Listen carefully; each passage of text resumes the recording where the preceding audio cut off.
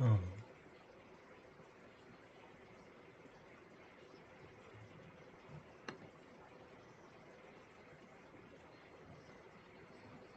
Okay.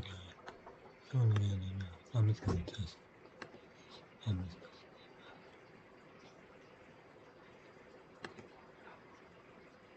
okay. Well, okay. Let's just see if it works.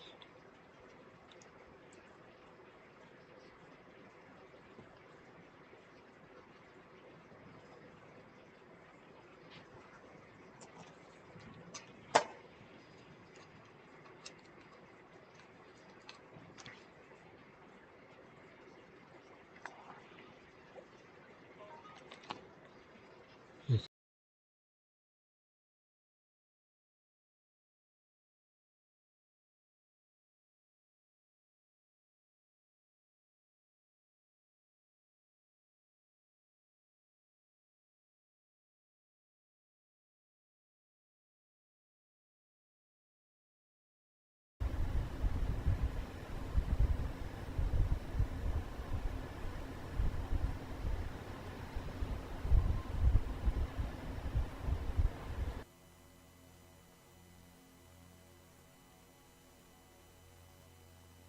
2101, comms check 114, over.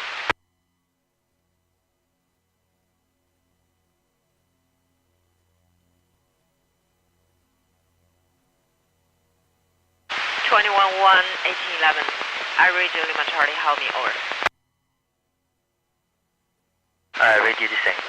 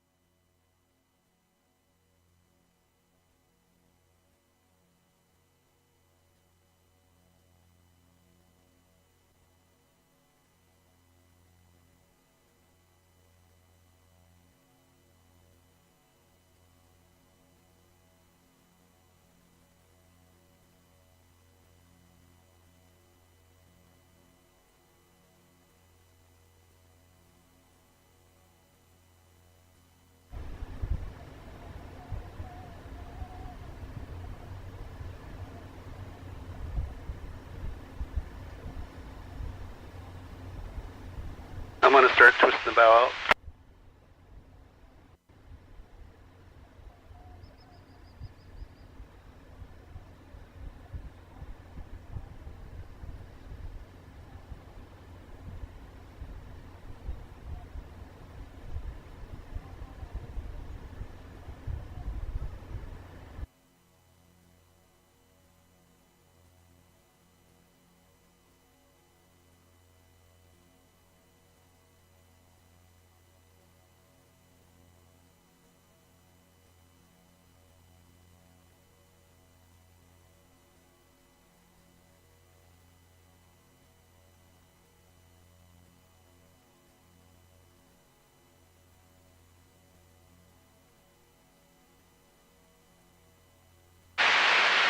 Control bridge.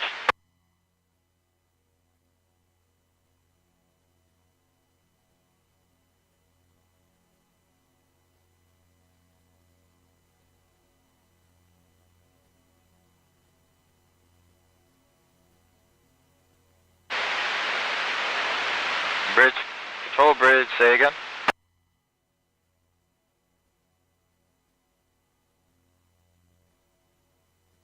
Here we go.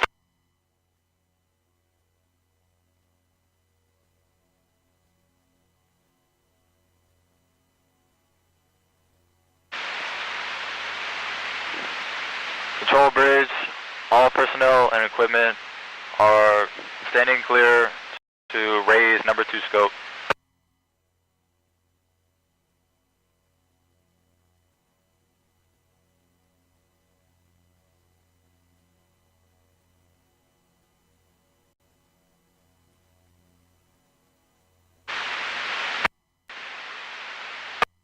Control bridge, all personnel and equipment are standing clear to align hydraulics to number 2 scope.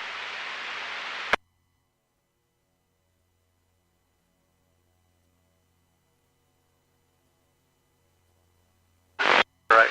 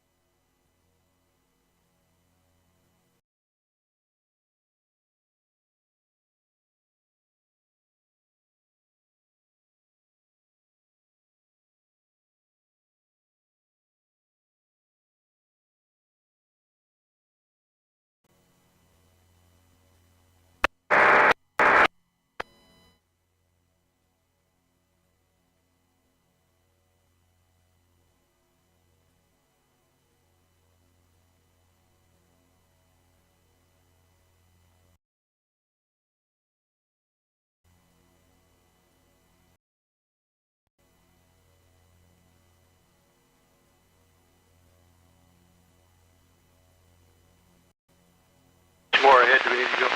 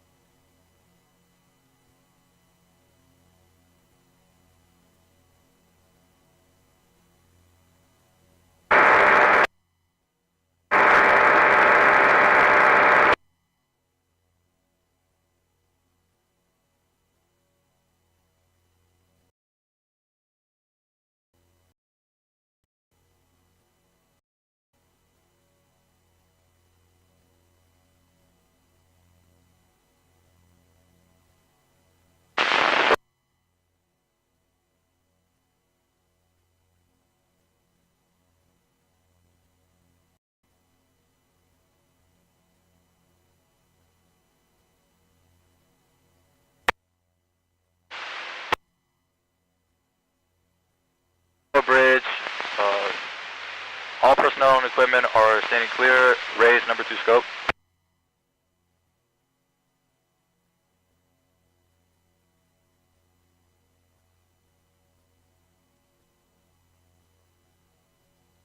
Control bridge, number 2 scope coming up high.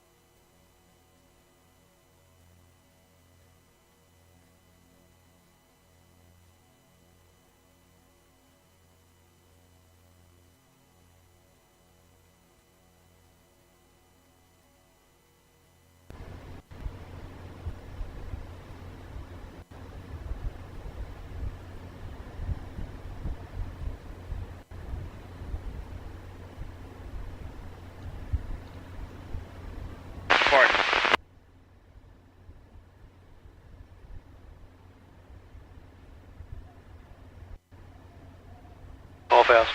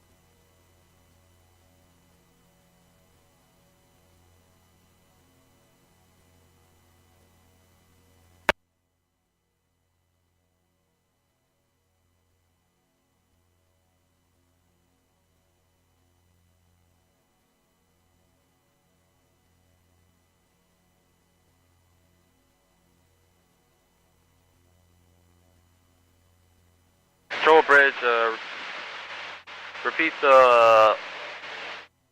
say again?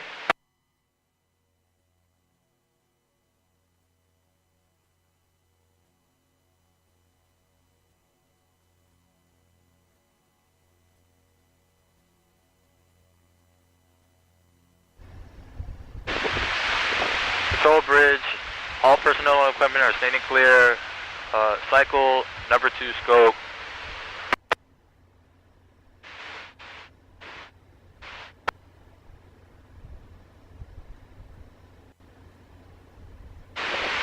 Control bridge, all personnel and equipment are standing clear. Cycle number 2 scope.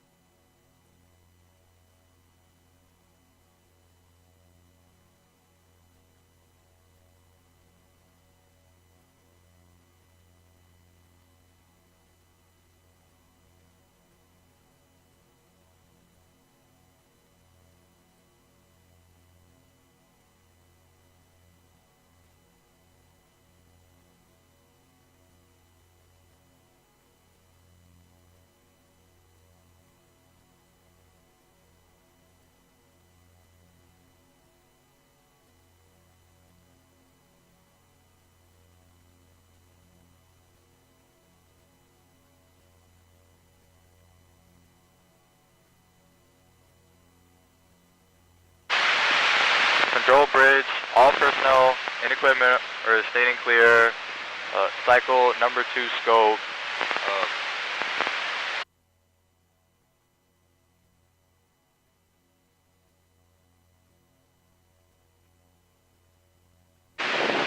Control bridge, all personnel and equipment are standing clear. Cycle number 2 scope.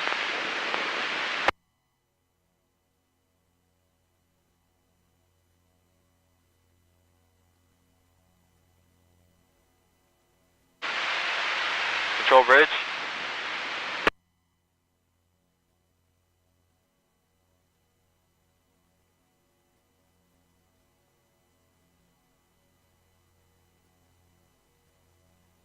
Delta 65, Beaver 2. That's break, Bravo, Delta 65, Beaver 2. Requesting permission to open Williams Gate, over. You.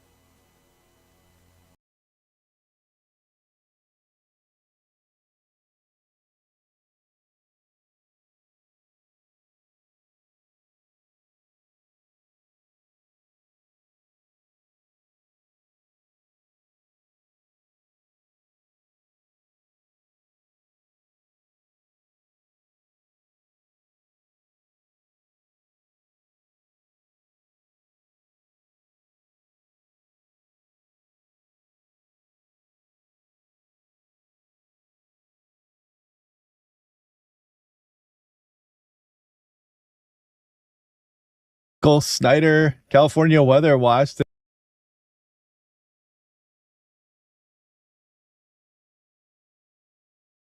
Hey everybody, Michael Snyder, California Weather Watch. Today is May 5th. Happy Cinco de Mayo to everybody who celebrates Taking a look at the mid-level water vapor loop, you can see our upper level low that brought some nice precipitation amounts across some of Central California. In fact, it brought some all the way down through Southern California. We still have a bit more to go with this system as well, so we'll dive into those details as we go through the video this morning.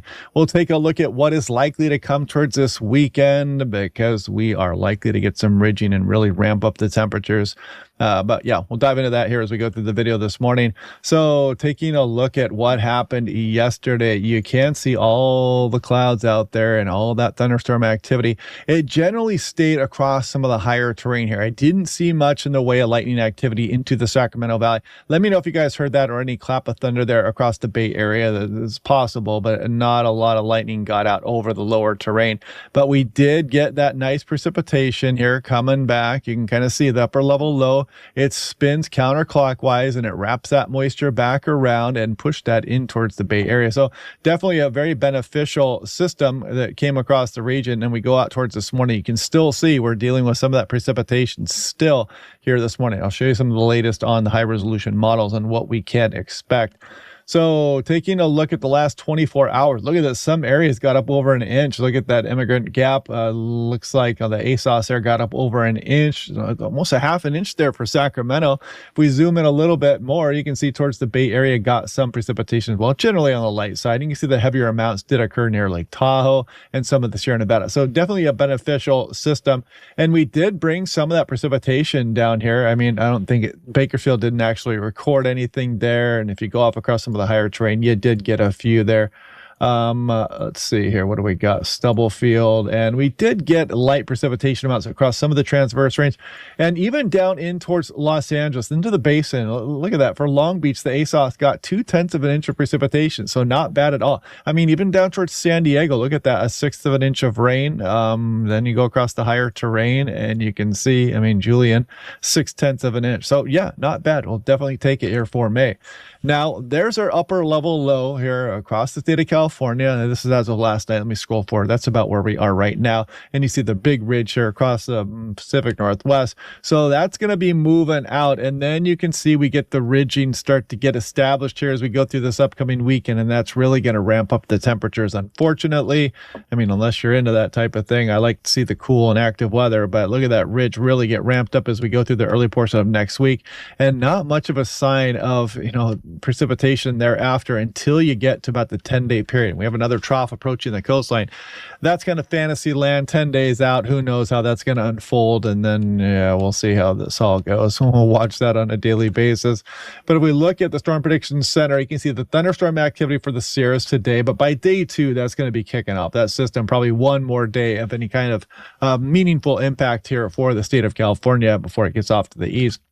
Now, Sacramento National Weather Service, you can see you got different locations here on the left, and you see the dates on the top line there. And as we get off in towards this weekend and on into the early portion of next week, we really start to ramp things up. I mean, look at the difference between Sacramento. You're going 68 and you're going 20 plus degrees by the time you get towards Sunday, actually Saturday, Sunday, and Monday. Same thing for Stockton, Modesto, Red Bluff, Marysville, Chico, Auburn. So yeah, the warm up is on its way. So do enjoy these cooler temperatures here for the next couple of days.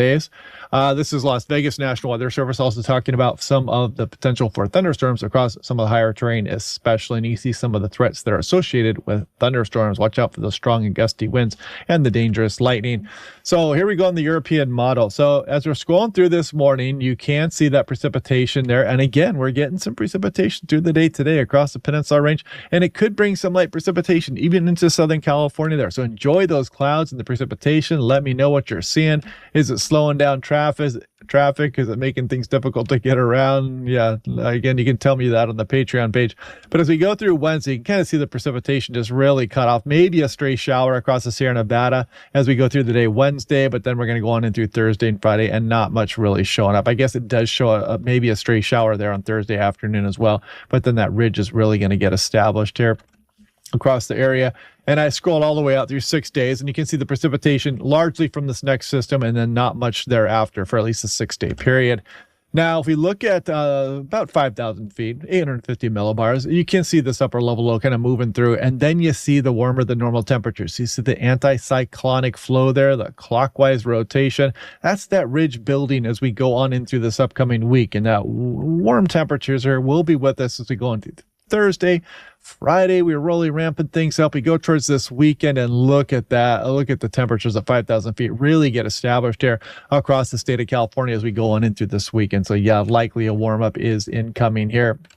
Now, composite reflectivity, this is what the Doppler radar may look like here over the next 48 hours or so, and it does show some of these showers bouncing around. Yeah, I wish we had a couple more days of this, but looks like as we go through Wednesday, you can see, does it show anything? It really didn't show much in the way of shower activity Wednesday or Thursday. So yeah, one more day here of some active weather, and then we're going to be quieting down for a bit. Now, looking at daily 2-meter max temperatures, we went over that for some of the Sacramento Valley, but let's scroll through this. And Tuesday, there's Wednesday. Look at the warm up between Tuesday and Wednesday. Even more on Thursday, even more Friday, Saturday. Somebody just turned on the heat, and we are going to be roasting here for a lot of the state of California, all the way into portions of Nevada and Phoenix. You're talking about 100 plus there. Once you get east of the mountains, we get Palm Springs, could be towards 108. You might hit 110 there for Death Valley. 103 there, looks like Modesto. You're talking about Bakersfield, maybe even 100 up towards the foothills there for some of the Sacramento Valley. My goodness, we're going to really be ramping up the heat. Who knows how long that's going to last there, but we'll probably cool down a little bit as we go through the following week, but still remaining quite warm across the entire state. And if we look off into the 6 to 10 day, this goes through May 14th. The above normal is there, and the below normal starting to set in here. So yeah, we'll just kind of watch it day by day there. But yeah, looking like a warm period is coming up. So yeah, check me out on Facebook and Patreon as well. Otherwise, I hope you guys are having a good day, and I will catch you guys in tomorrow's forecast.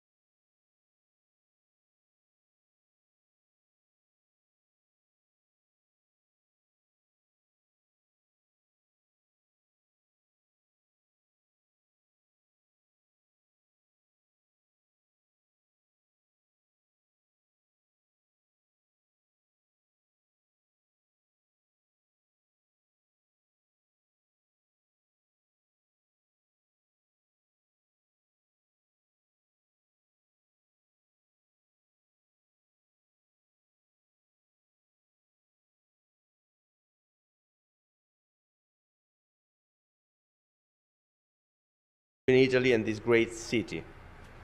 The relationship between Italy and the United States is rooted in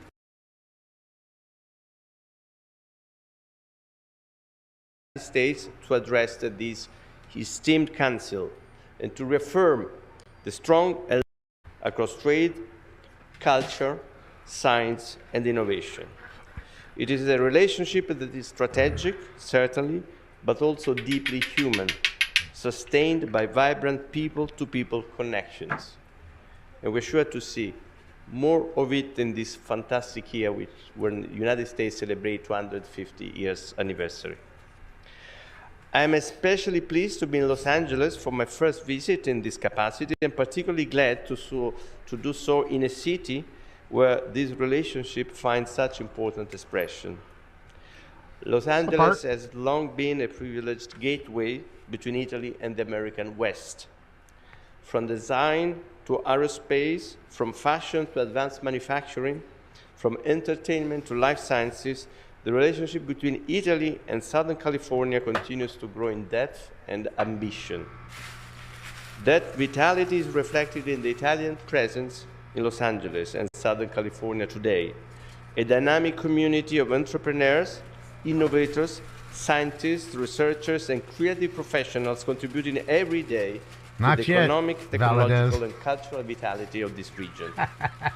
This contemporary dynamism is rooted Italian food's in great. It's deeper just so history. heavy. I would like to recognize I love the Italian enduring food too. legacy of the Heavy. Italian-American community, including the historic community of San Pedro, whose generations have helped shape the civic, cultural, and economic life of the city.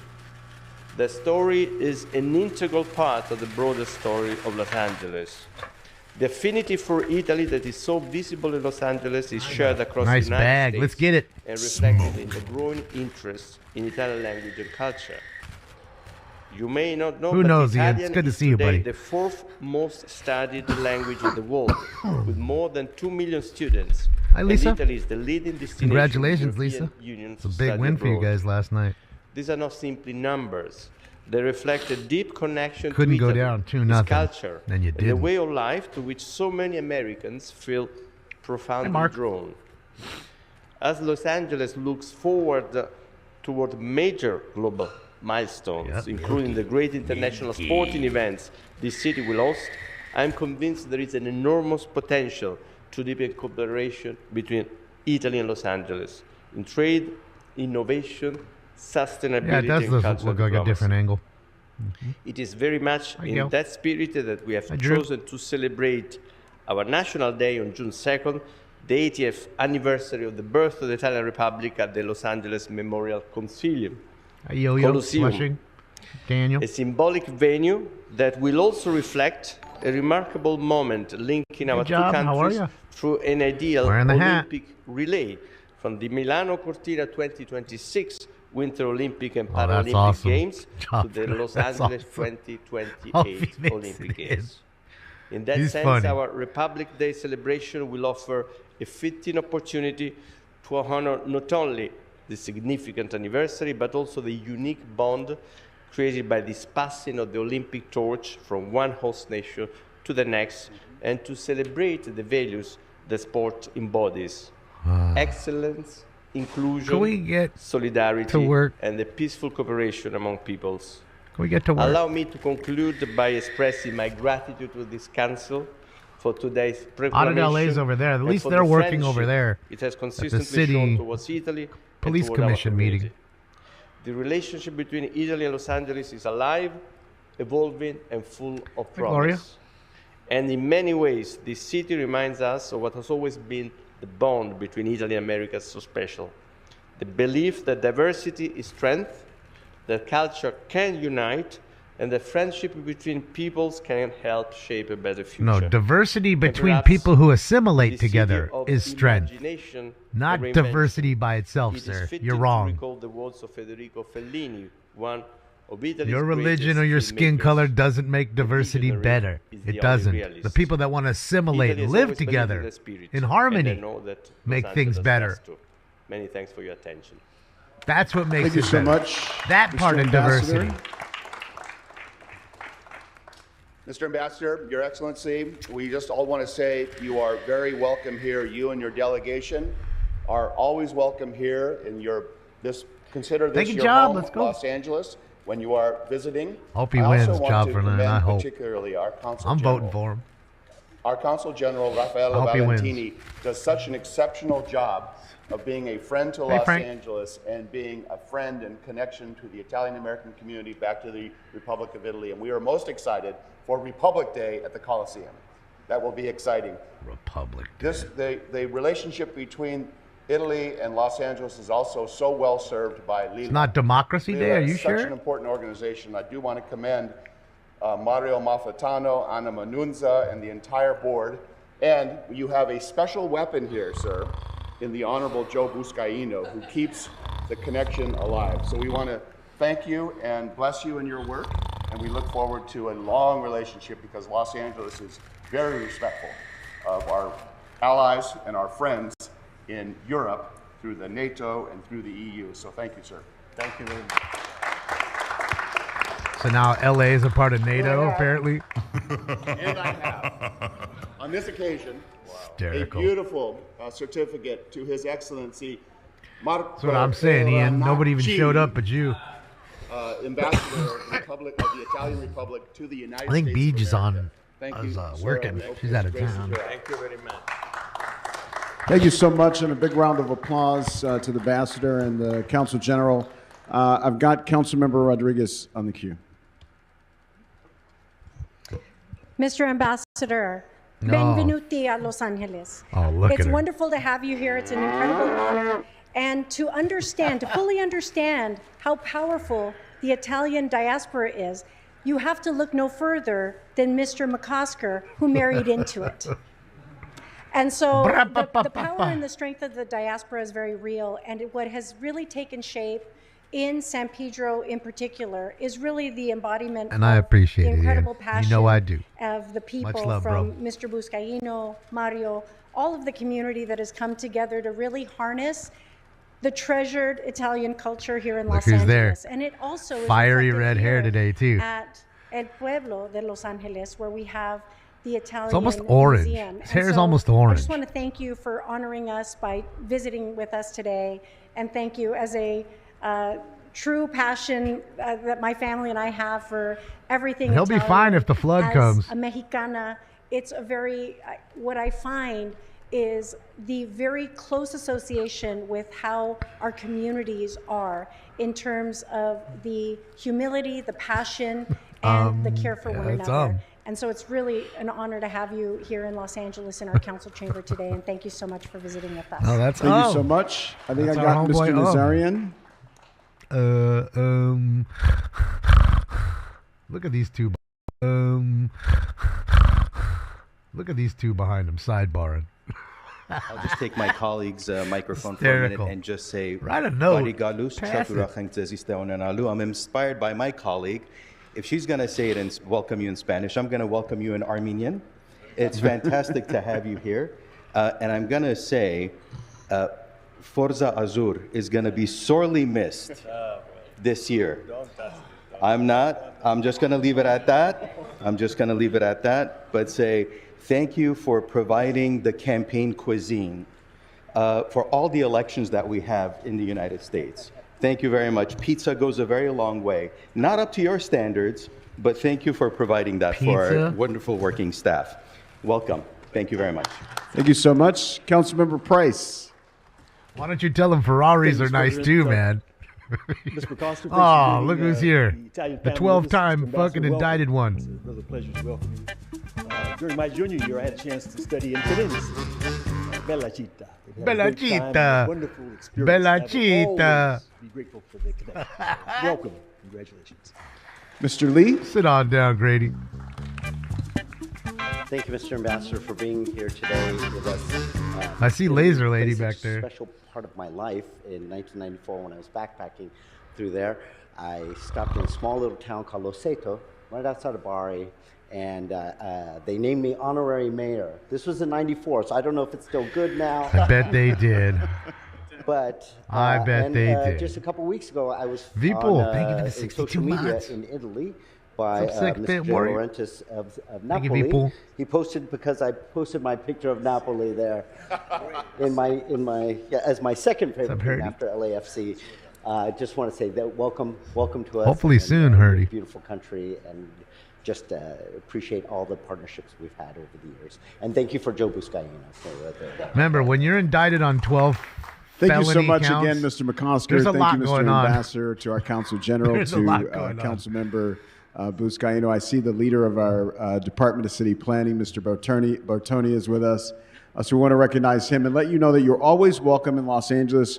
We pride ourselves on being one of the leading diasporic destinations Davis? in the world. So people from all over the world, from Ireland and Mexico and Korea and everywhere else. But the Italians can say this.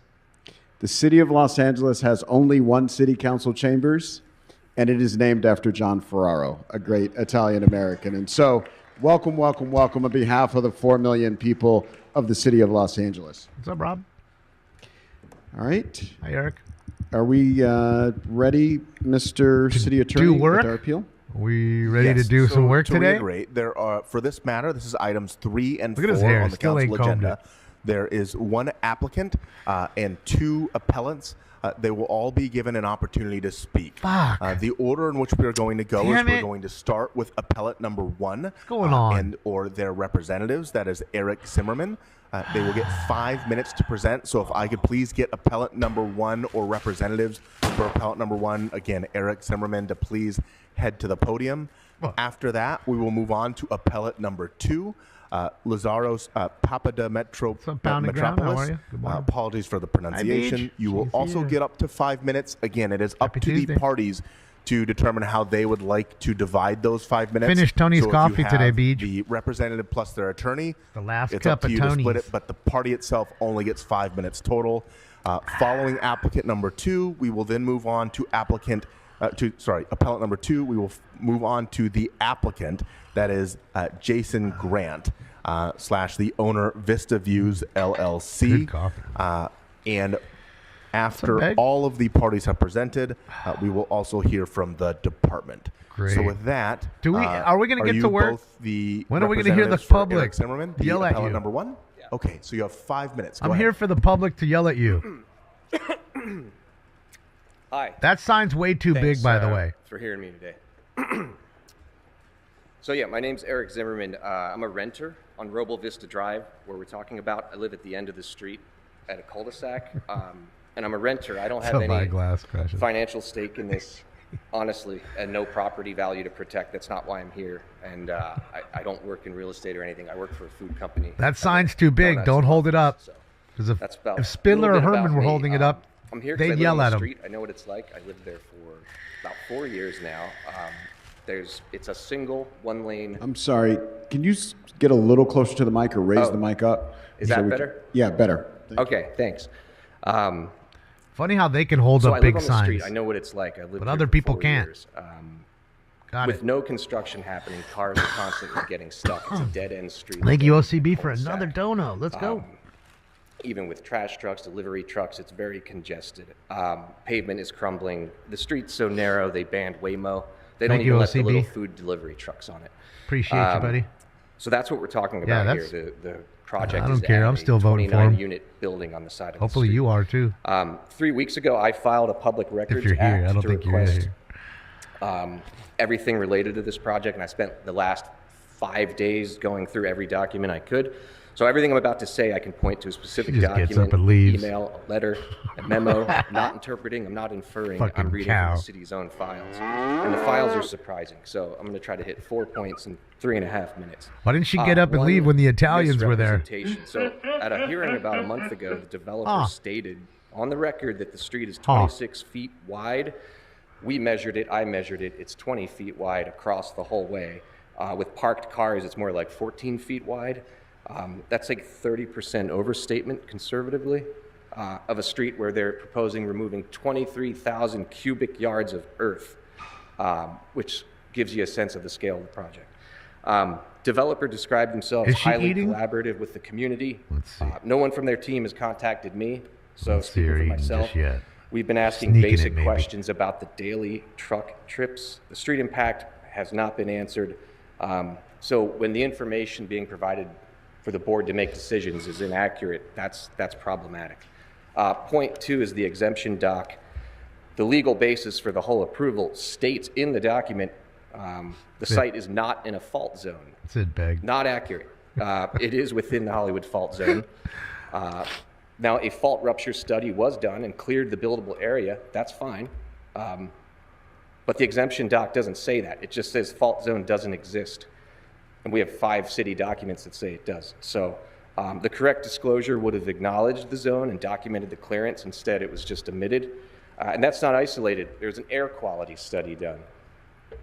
And that model was on 66 days of hauling. The board approved 250 days of hauling, 4 times that. I haven't been able to find any explanation or updated study on the air quality. So these aren't really unrelated mistakes. There's a pattern, and I don't have time to get into all the guys, they're nice. It gives you a sense. There's 2. Point number 3, this is the big one I've been asking about, is no meaningful traffic or circulation study was ever done for this street. And the city planning confirmed this in writing. No volume analysis, no turning radii study, no emergency vehicle assessment, no evaluation of what 29 permanent new units does to a street that's already at capacity. Not to mention it bleeds out into Los Feliz Boulevard and Griffith Park Boulevard. Many of you know that intersection, and it has its own, we have our own traffic light.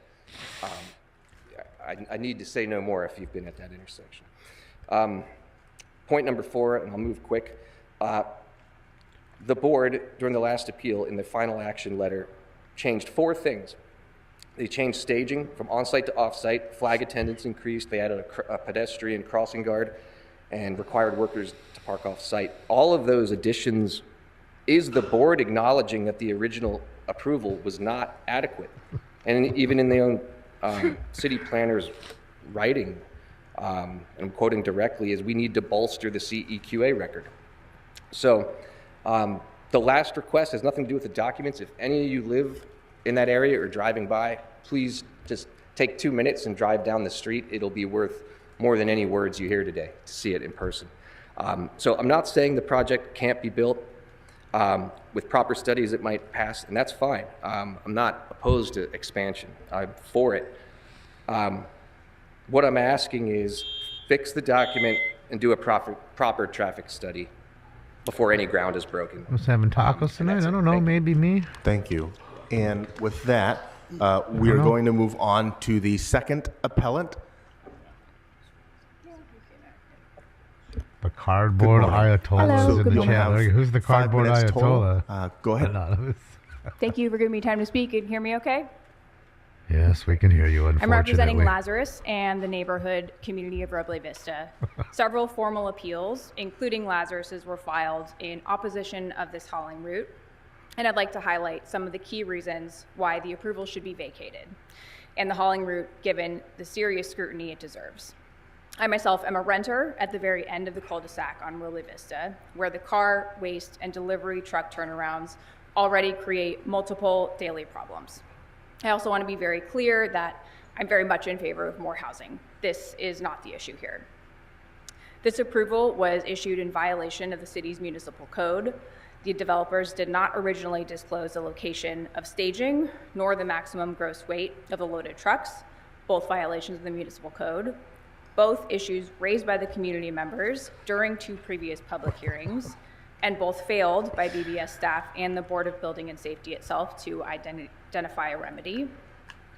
The developers failed to disclose the average and maximum number of hauling trips per day after numerous requests at public hearings. 23,000 cubic yards of soil could require as many as 2,000 truckloads to remove. The residents need to plan for when and how this is taking place, because as I'll describe in a minute, we will literally be trapped on this street during hauling operations. This approval should be invalidated alone for the fact that the developers gave false testimony to BBS. As Eric mentioned, they've stated that Roble Vista is 26 feet wide. I literally measured the street myself at every section along the street. The maximum width through the whole street is 21 feet, sounds and good, the average Greg. width is no more than 20 feet. One side of the street is parking, which makes the street a one-way at all times. Anytime 2 cars are going the opposite direction, 1 car has to back up a minimum of 10 to 15 feet to let the other pass, other times having to back up half the length of the roadway. Secondly, the developers falsely claimed that he had not received any comments or suggestions from the neighbors. On April 7th, he was emailed with 5 specific concerns and 7 suggestions for remedies by 10 of us on the street, myself included. No response was received. That email is included in the appeal from Lazarus, who I'm representing. And finally, on numerous occasions, we invited city staff to visit the street and proposed development to verify. And they didn't show up. It only takes one look up the street to understand how disruptive and unrealistic this hauling route is. So for these reasons, I'm asking you to vacate the approval of the hauling route until a site visit, formal traffic, and street capacity study are conducted, along with the proper and thorough evaluation of the CEQA exemption. Thank you. Yeah, Art, they don't care much. Their higher ups tell them not to do anything. With that, we will Some of move them are on tired to of the doing applicant. They don't want to that do is the Jason paperwork. Grant or their representative. You have 5 minutes. Go ahead. Thank you very much, and good Does she have morning, a tiny honorable ruler? I council didn't see. members. My name is Todd Nelson with Rand, Pastor and Nelson, representing the applicant for this housing development project and the associated haul route. I would like to thank city staff from across multiple departments for their assistance with processing both the building approvals for this project and the haul route approvals. The project at issue here is it consists of 27 units, 3 of which are restricted to very low income units, very low income households, as well as 2 accessory dwelling units. The project qualifies for by right density bonus benefits under state and city laws, and so it is not subject to any discretionary entitlement approvals. It moves straight to building That's crazy, permit, LCB. plan check. Hopefully he's okay. The haul Where's he route, going? Hopefully he's all is an right. associated Dangerous. required approval for the project. And as documented in the city's files, the project is eligible for a relatively new exemption from the California Environmental Quality Act, Jim? known as the AB 130 exemption. This exemption was specifically identified for qualifying infill housing projects in urban areas that meet a strict list of geographic and program requirements. As documented by the city extensively, this project meets all of those criteria. As you heard recently, there are some objections from some of the neighboring property owners claiming that the project should not be eligible for this exemption due to its partial location within a fault zone and its location within a high fire severity zone. However, the statutory exemption specifically addresses each of these complaints, and the administrative record clearly demonstrates a project within a fault zone may qualify for the exemption if it is required to adopt Don't bite all me now. applicable seismic building code protections. Better The not city bite. has reviewed the soils report and the plans for this project and determined that all such required measures will be implemented for the project. Moreover, as an appellant also referred to, a fault rupture study was conducted for the site Storm and chaser? indicated that no traces underlie.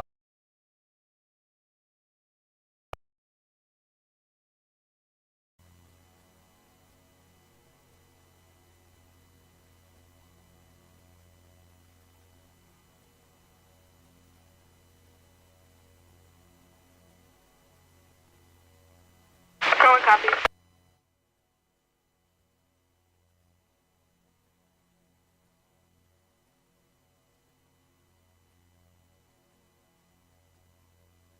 Warship 53, Warship 53, San Diego Control 1, please call Port Ops via landline.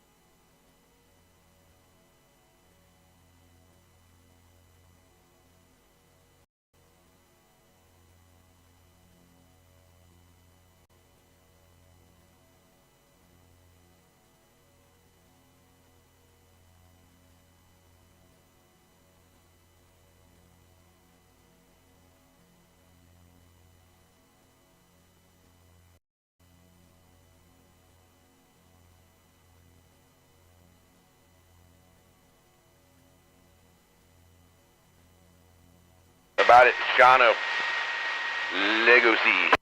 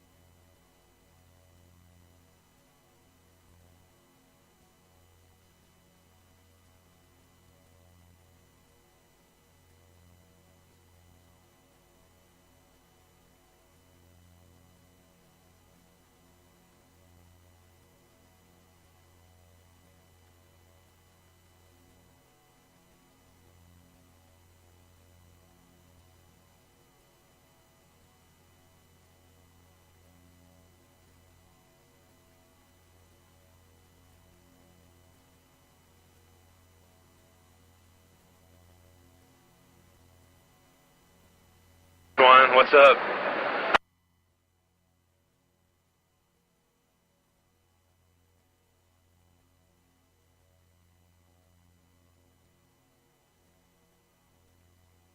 -2. We're good. Mendoza just doesn't know what he's doing. You're good. We can just cruise around. Doesn't really matter all day. We can try to go find the field dock too as well and mark it, Greg. And then we can head to the pier.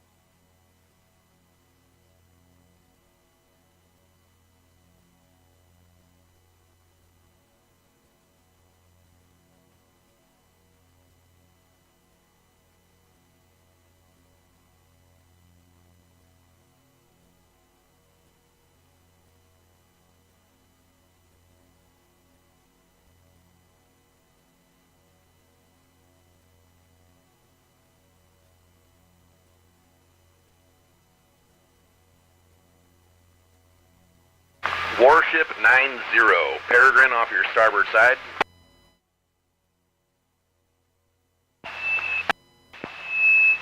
Peregrine, this is Warship 90 on channel 16, over. Yeah, hi, can we slide over to say 72? 7-2, 7-2.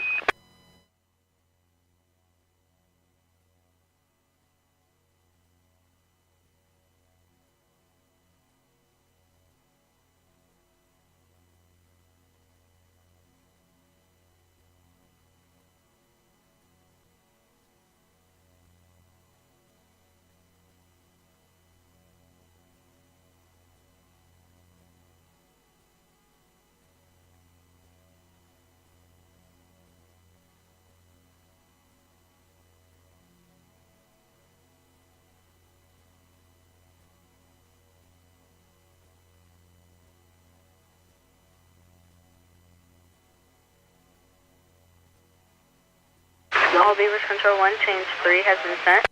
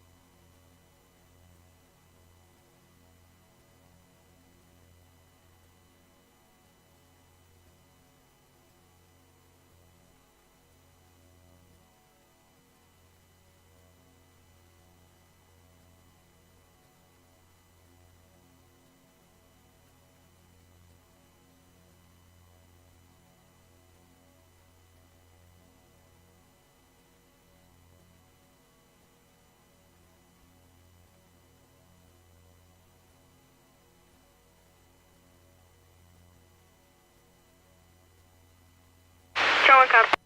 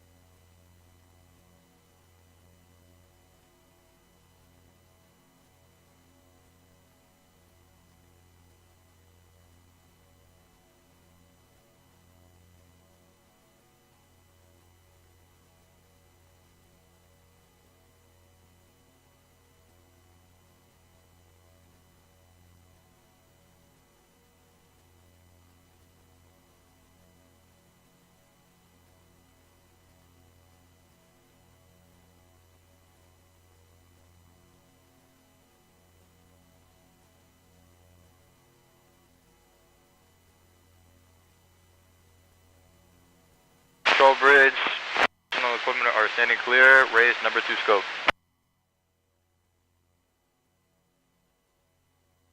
Jai.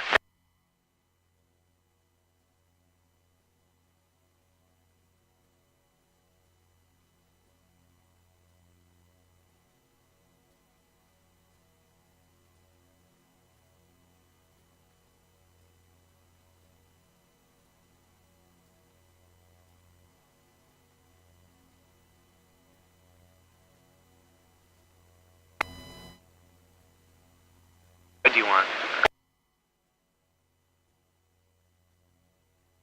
Alright, I called you dash 2, you're dash 1.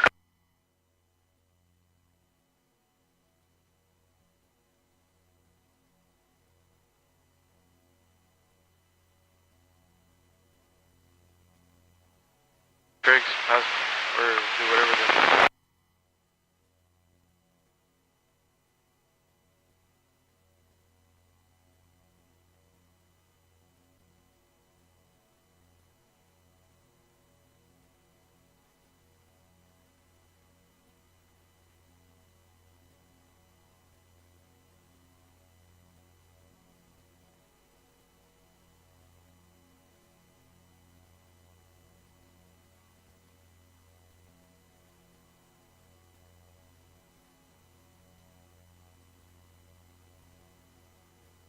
Johnny boy, you got me?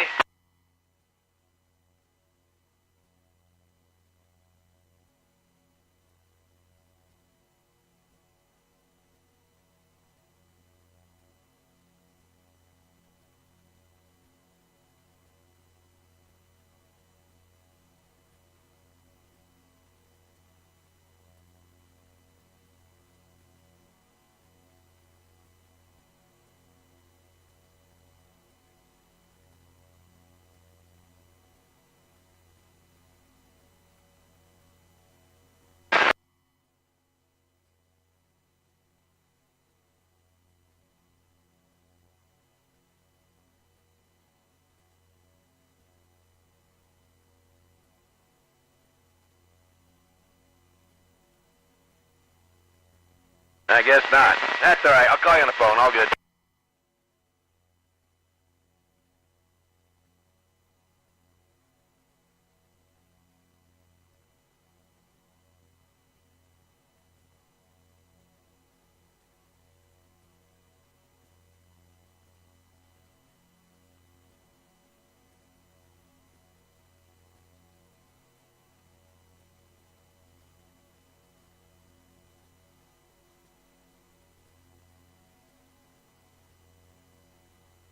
Break.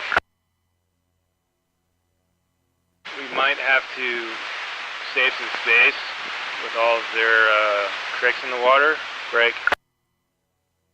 So what we can do is you can change your mooring lines to the starboard side and we'll moor up to you.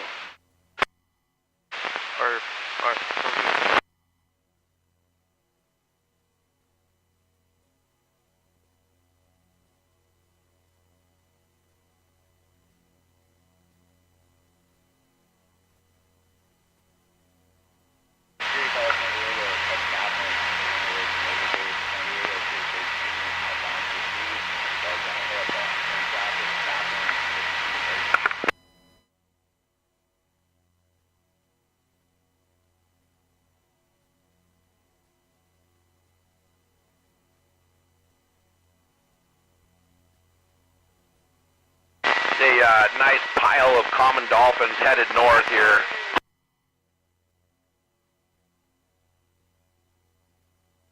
.37 and 16. Quite a long spread of them. I can see them for about a mile here.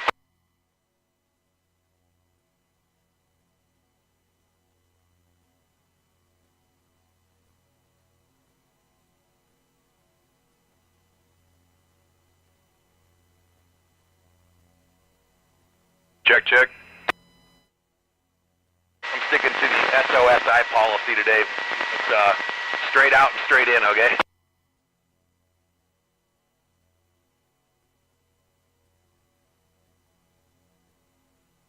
Roger that. Good little quarter, I'm sure, that direction. All right. I probably should call 32. I know he's got a trip this afternoon. I don't think he's going to be too happy out here.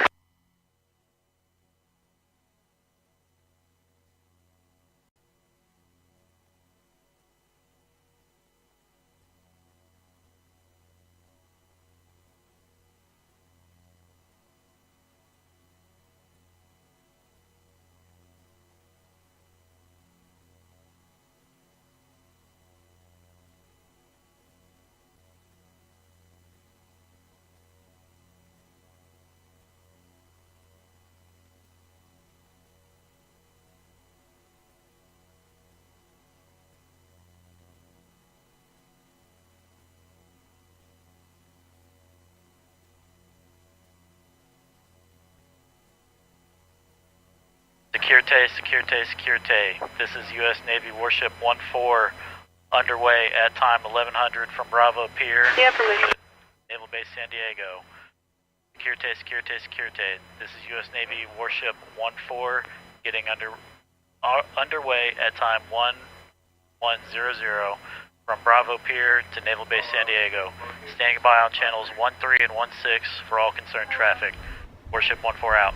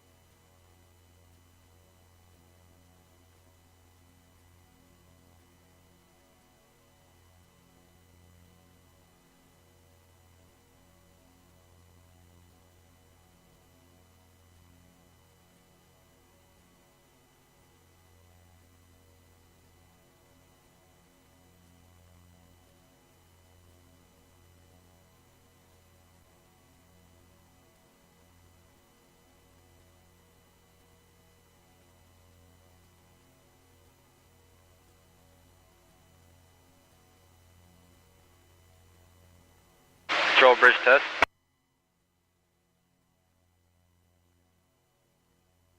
Control bridge, request to fully lower number 2 scope and isolate hydraulics for the fairing.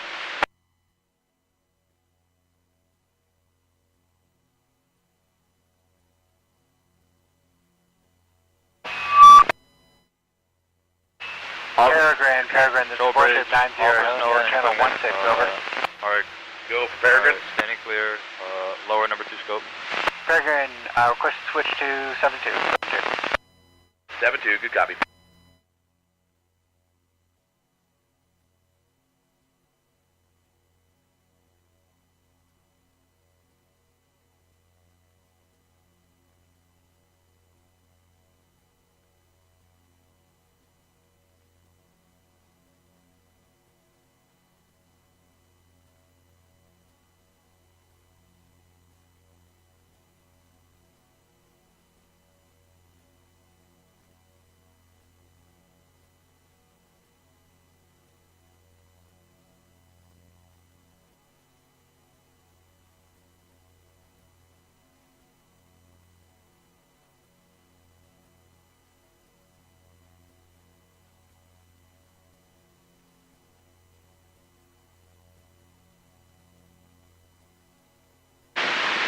Control bridge on.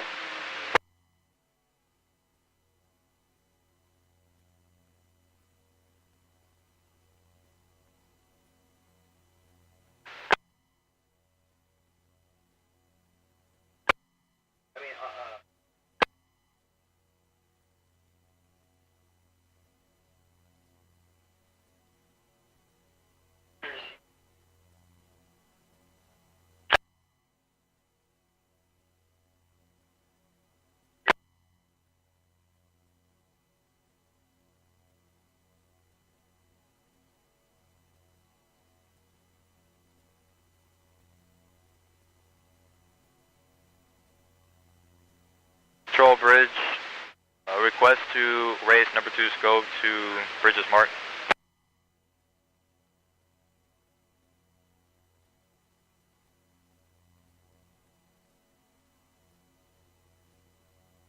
Control bridge, all personnel and equipment standing clear, raise number 2 scope to Bridges Mark.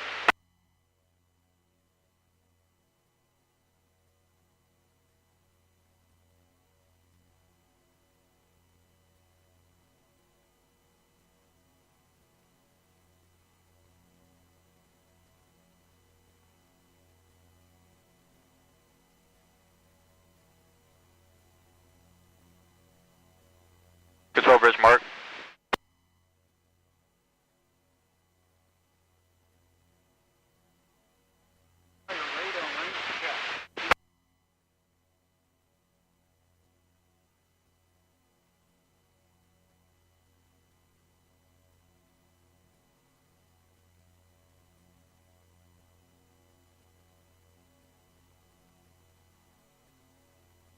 Control bridge, good Mark.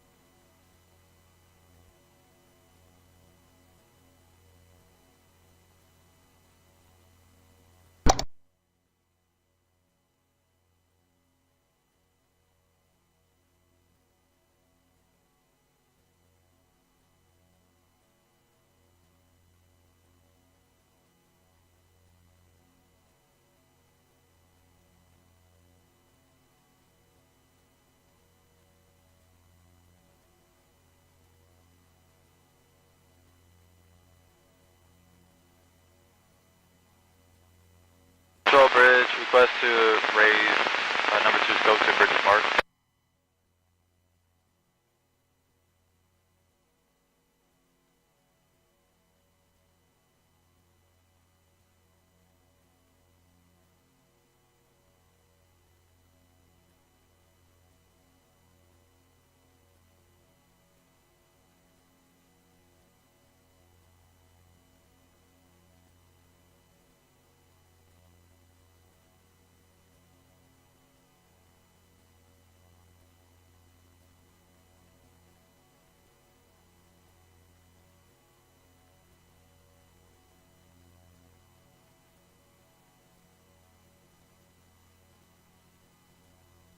Tractor 6, Seahawk on 1-3, over.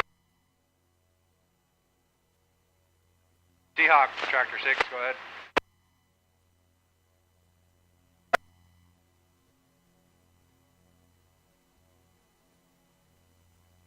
We're heading over here to Bravo Pier, over. Standing by on 16. Tractor 6, standing by, 121316.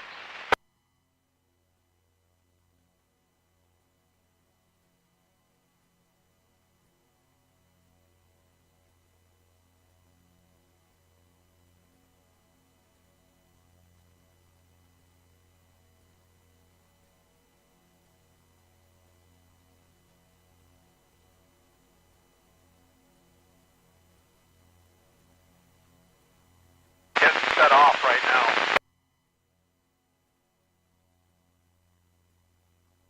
A lineup that I can spring into?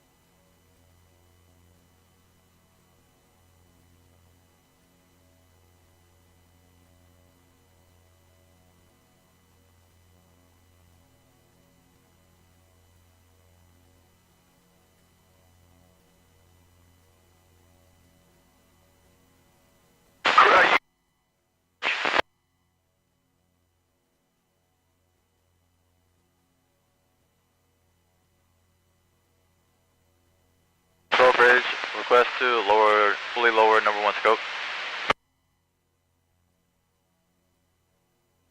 Oh, interesting. It's night. Lower number 1 scope.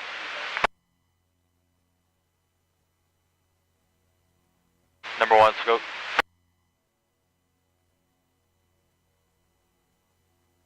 Control bridge out. Us looking at the 10th to stay here till the 10th.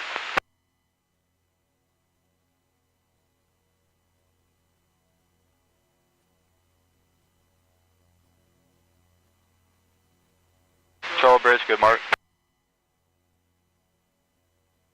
So you guys are all on here until 17?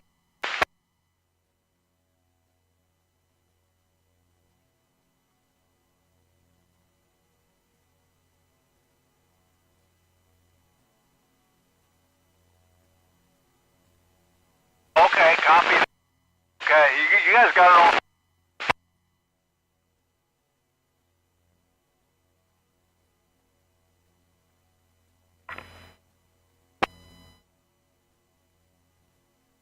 Yeah.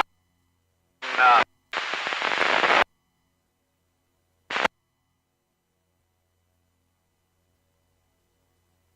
Control, copy.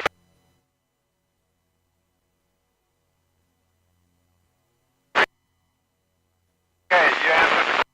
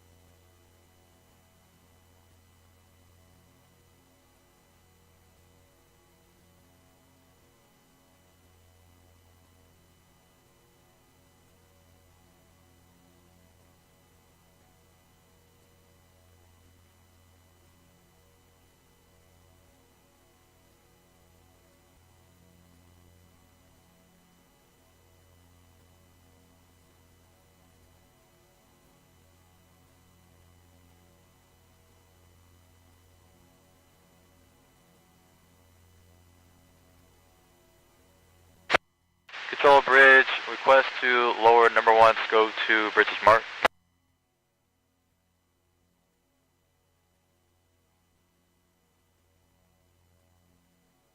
Control bridge, all personnel and equipment standing clear. Lower number 1 scope to bridges mark.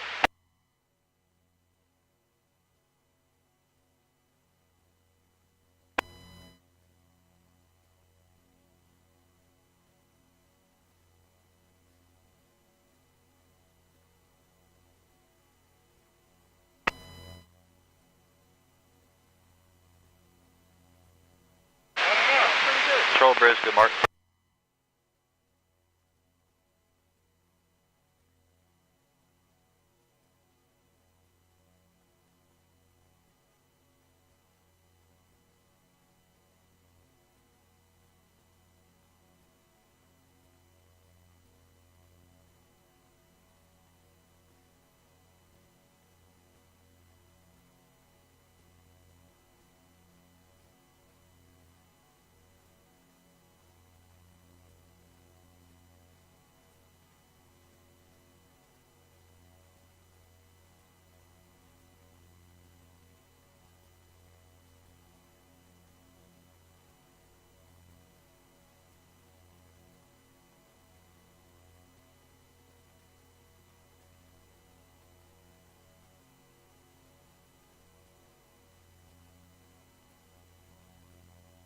Am I too far ahead, or should I back up a little?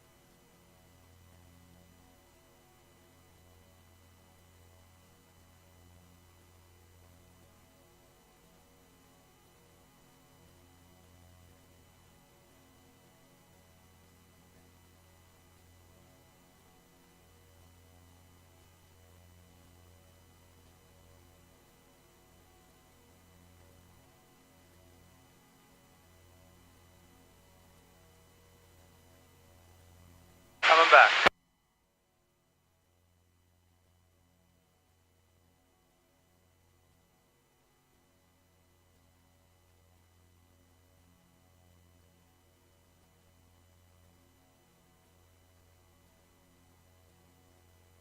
Position.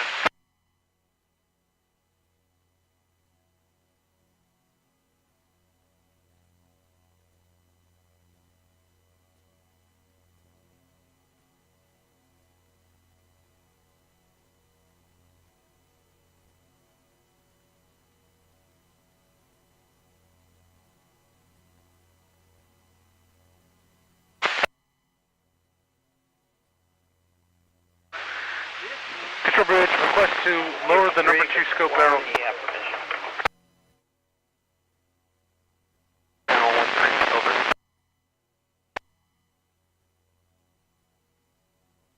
Control bridge, Jack. Sounds good. Thank you, Beaver 3.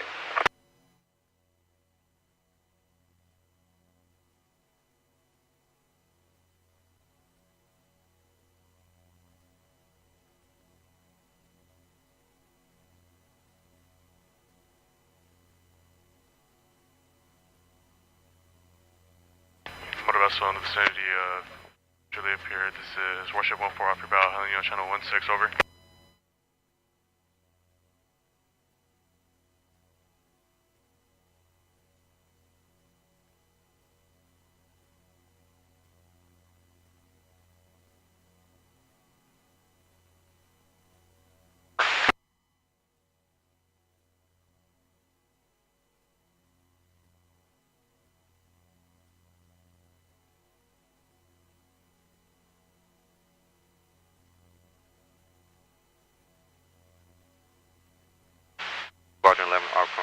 check.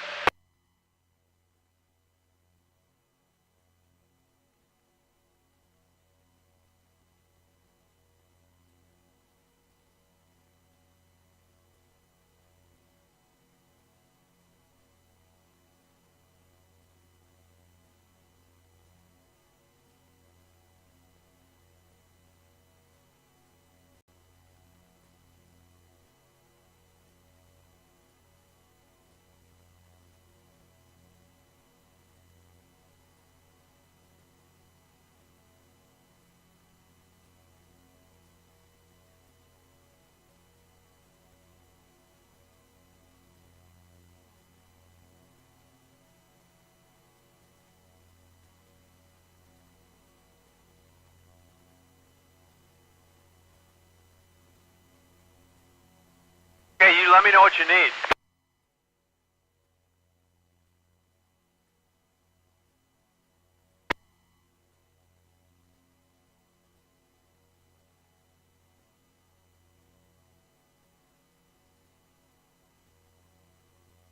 OPCON, radio check.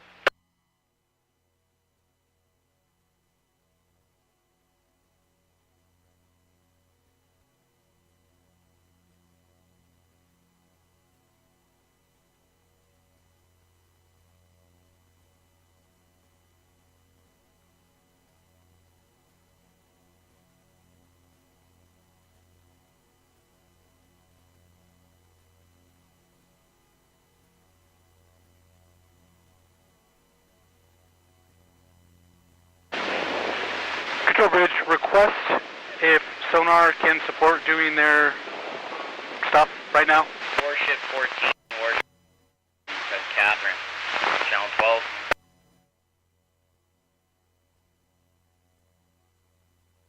Right. Good morning. If you like, we can take the Control Bridge, all personnel equipment are clear to raise the number 2 scope. Control Bridge taken.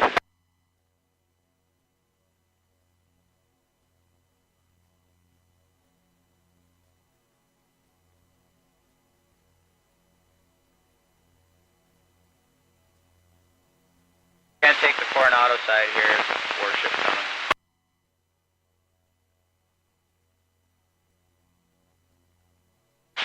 Yeah. Well, we're gonna go that way. We'll slow down if we have to, let the ferry come through. Bridge request if sonar still needs the number 1 scope.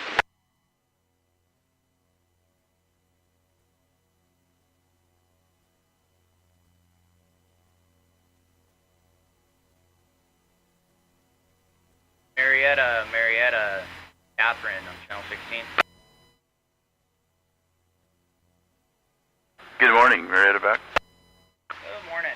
We're outbound tug and barge. 11 OPCON, radio check. We're going to take that Coronado span. Does it work to see starboard to starboard? Yeah, that sounds good. We'll come to starboard here. Oh, starboard. I can come to port here and take the next span. Totally up to you. It doesn't matter. You should be through that well before we get there. Yeah, I'll take the next span over and give you guys. San Diego Control 1, San Diego Control 1, this event 01, hailing you channel 12, over. Over San Diego Control 1.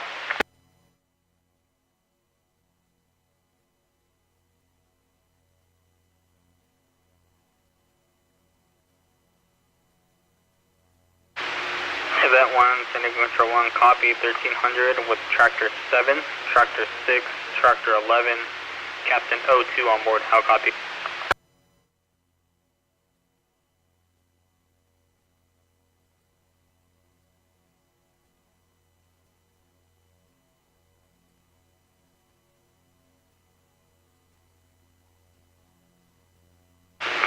Event 1 to San Diego Control 1, copying 1300 event with Tractor 7, Tractor 6, Tractor 11, O2 on board. How copy? Roger.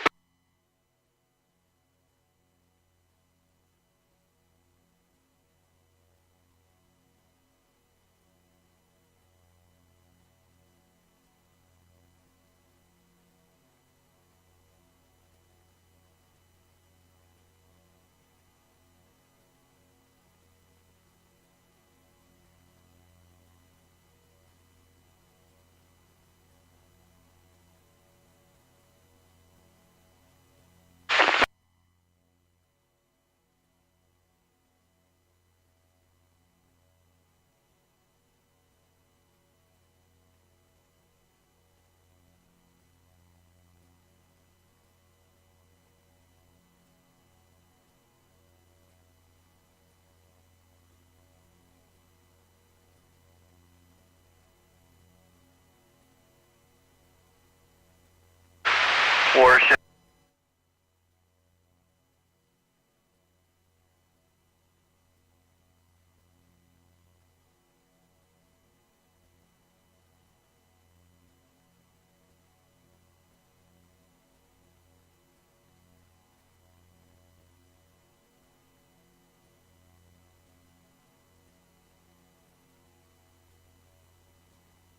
Bridge, we'll escort you just south of the bridge and then embark your pilot with a boarding speed of 7 knots, please.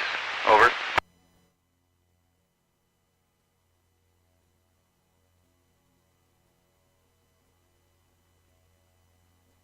C-track to 9, standby 121316 out.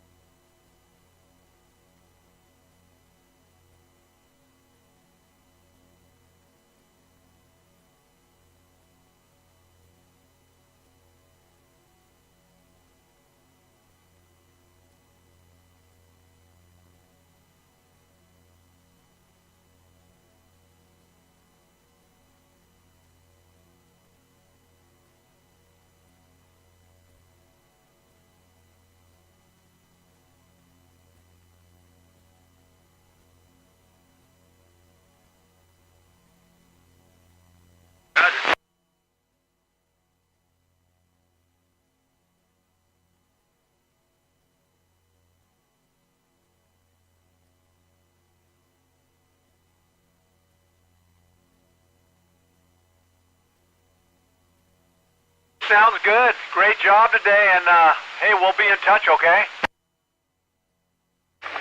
Here for you, permission. Greatly appreciate it. Have a great time out here, as good as you can.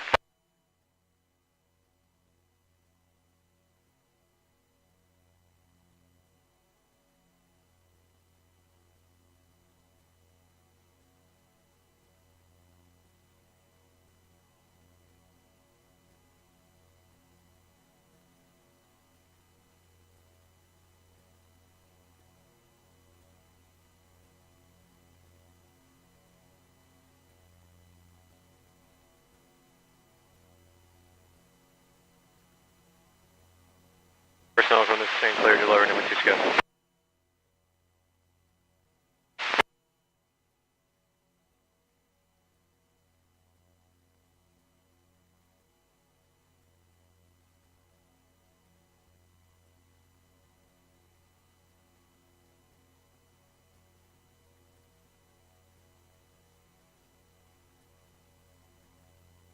Number 2 scope fully loaded.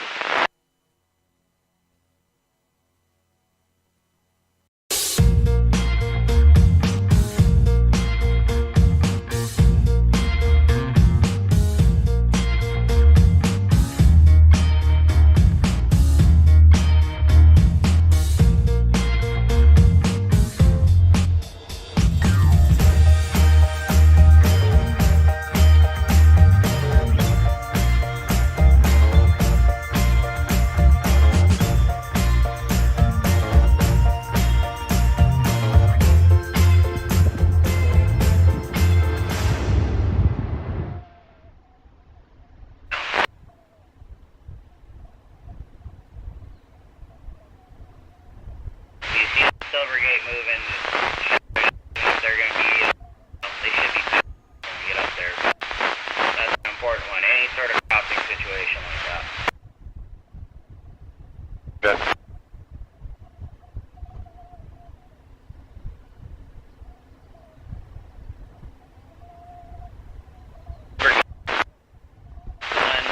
Tyson broke.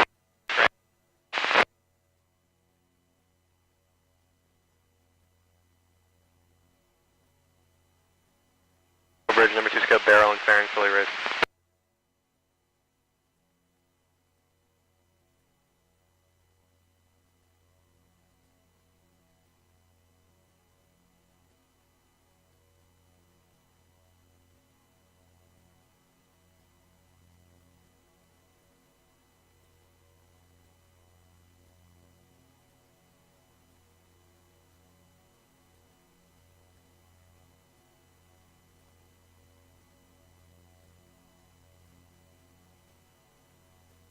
Bridge, yes.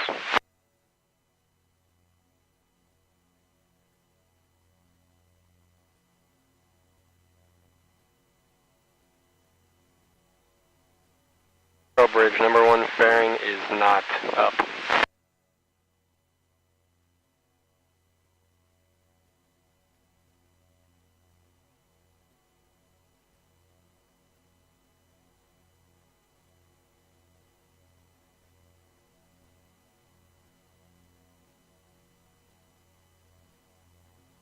Jet personnel standing clear to lower number 1 scope. Cover jet.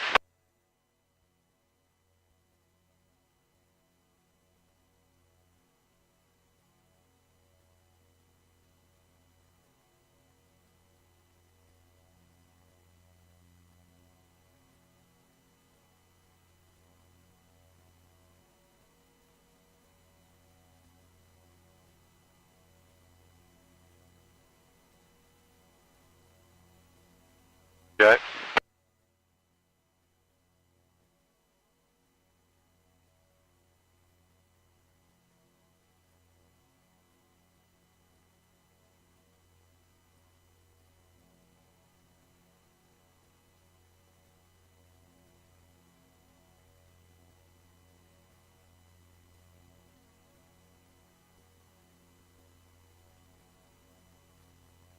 Bridge, jet.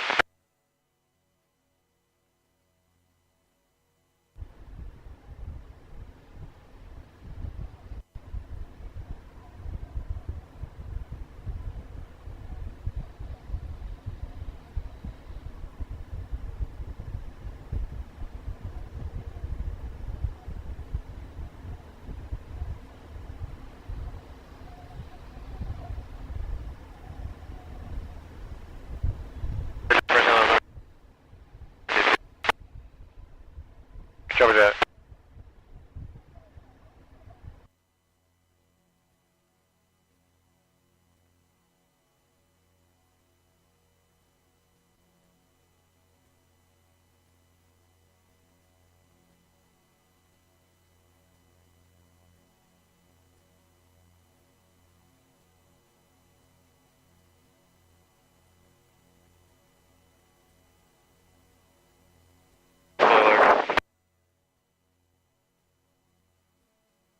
Controls for the control bridge I.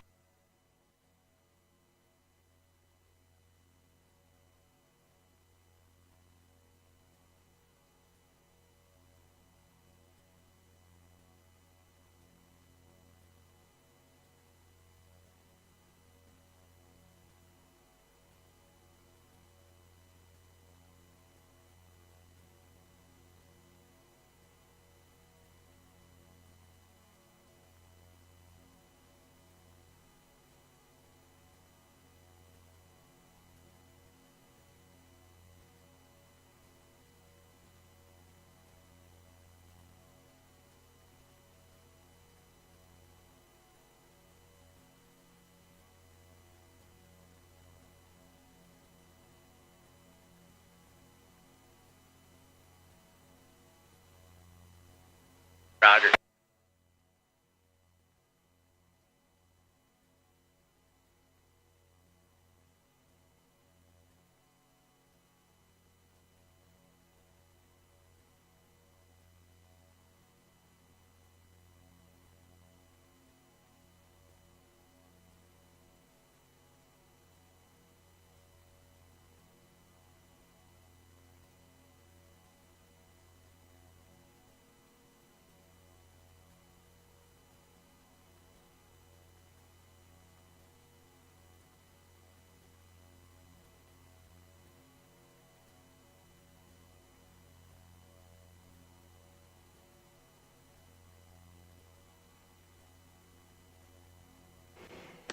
Hello, hello, hello, hello. Yeah.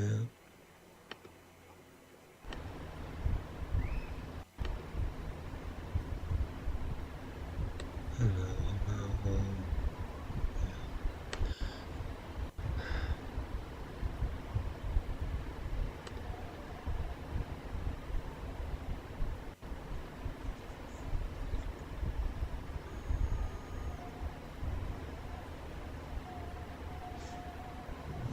Yeah, I'm nervous again. No.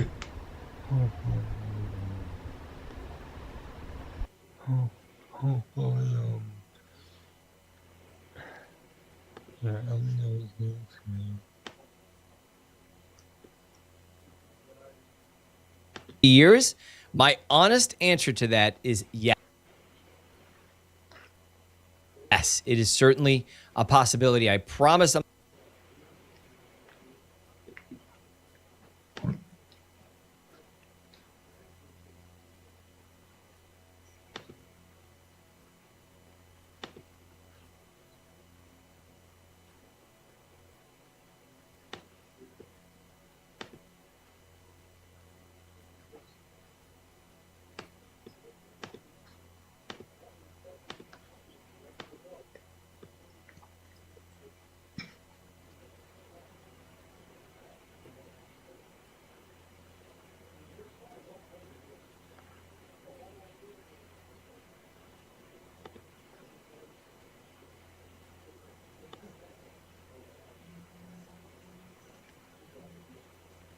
Okay, I was taking a higher. Yeah.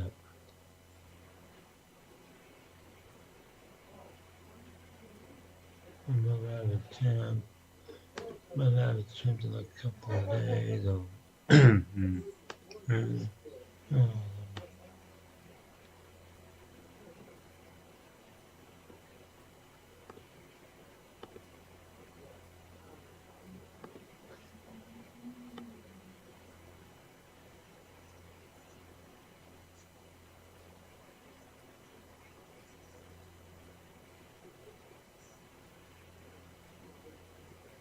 Going well, you wise.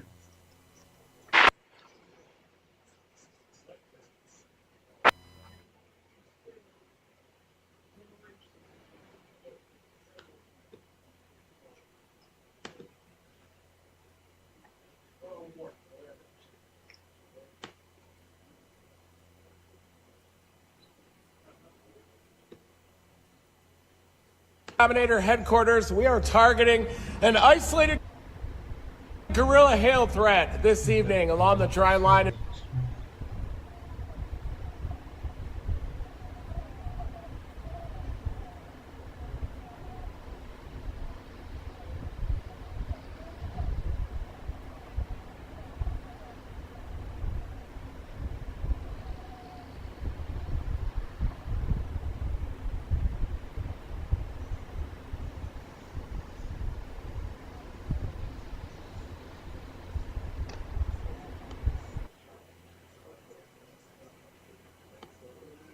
Hey,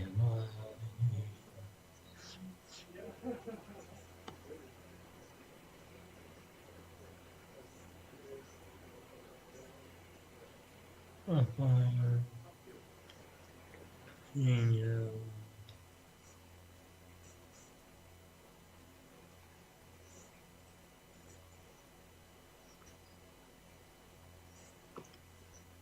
It's going to be spreading out.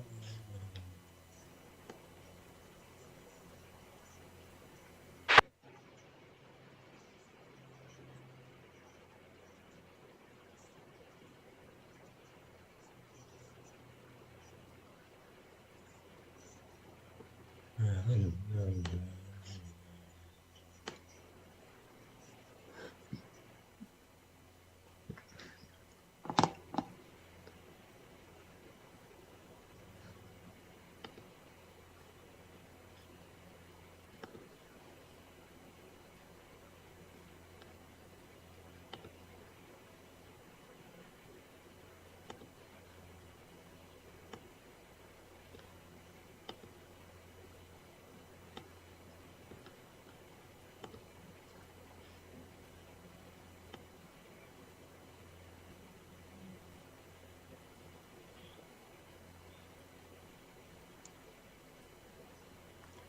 Oh, nice.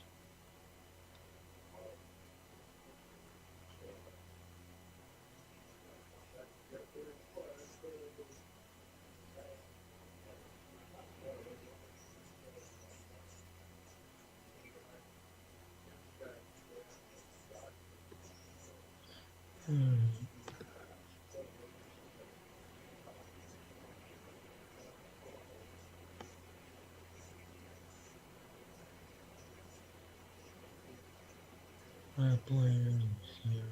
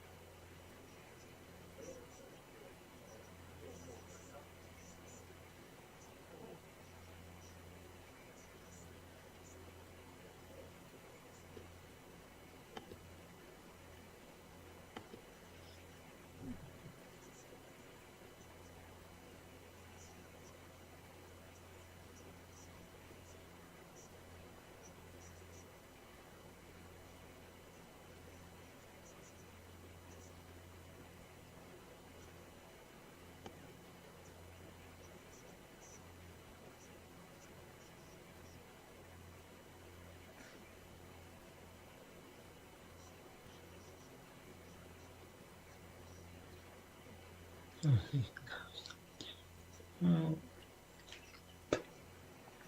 here, this is another desk.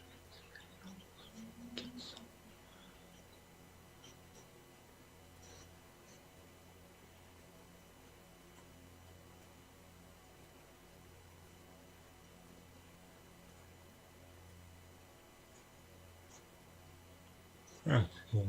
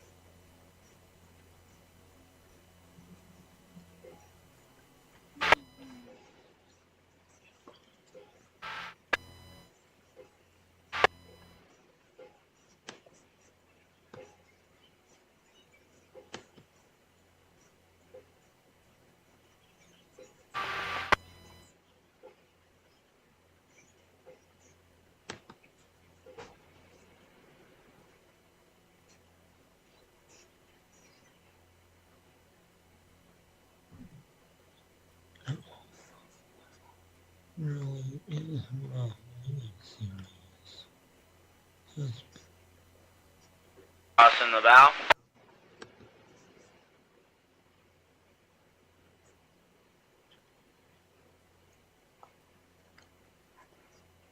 so you can no, yeah, it's more than PM kids out there. What is the name? I mean,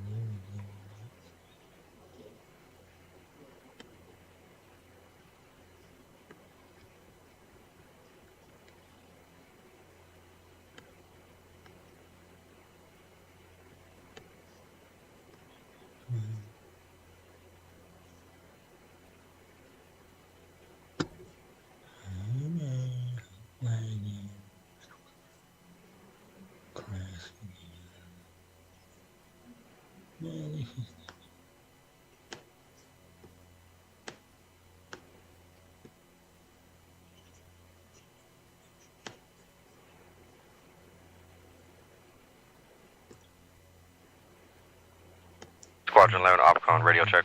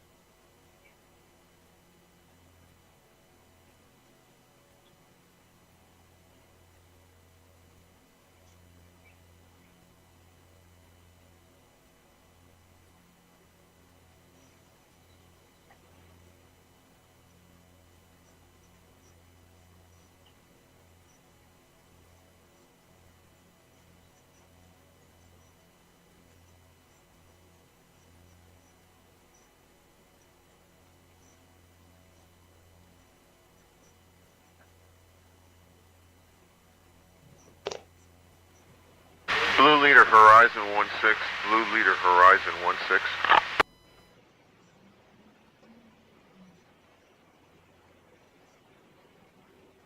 Hey, let's go to 13, please.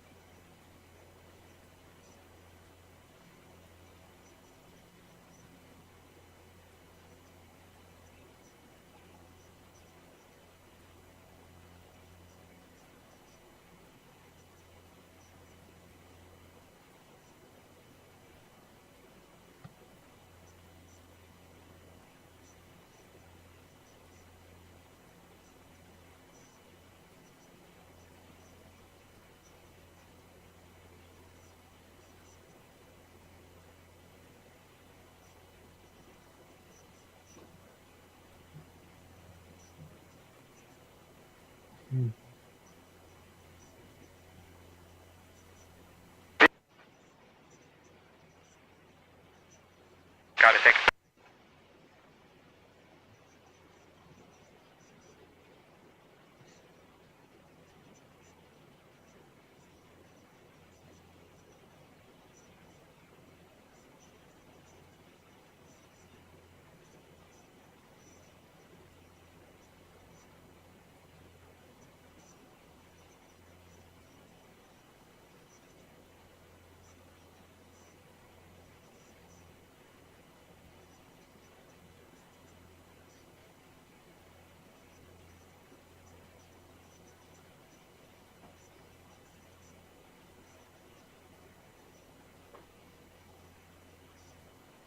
Crossing, oh, and then the one on the port side that just turned.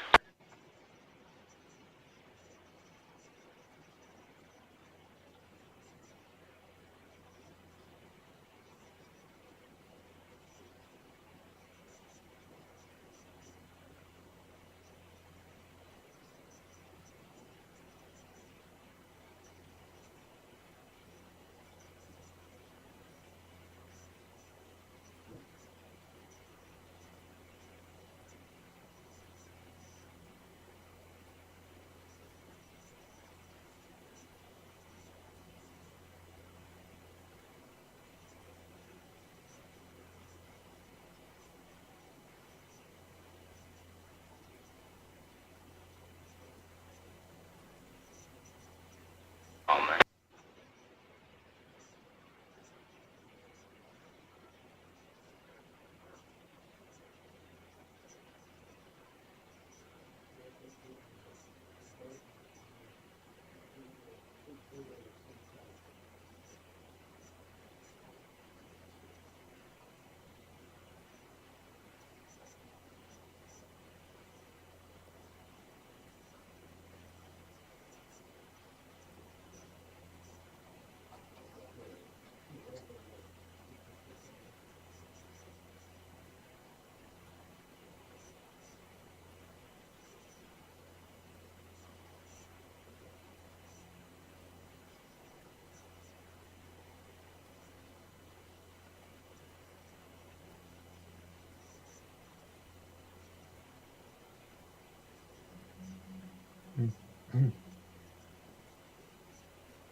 Alright, come on back.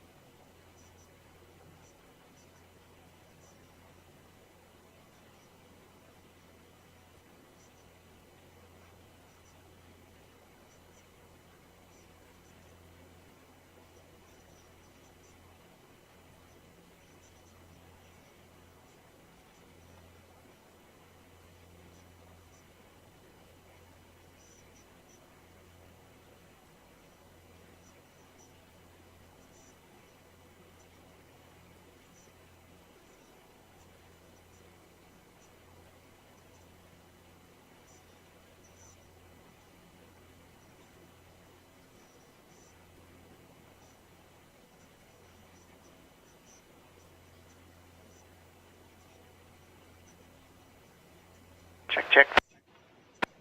Check, check, check. Check, check.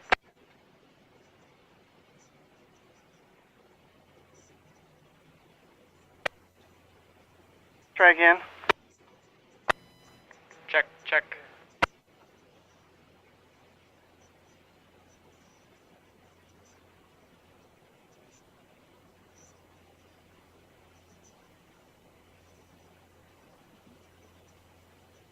Dropping your bow.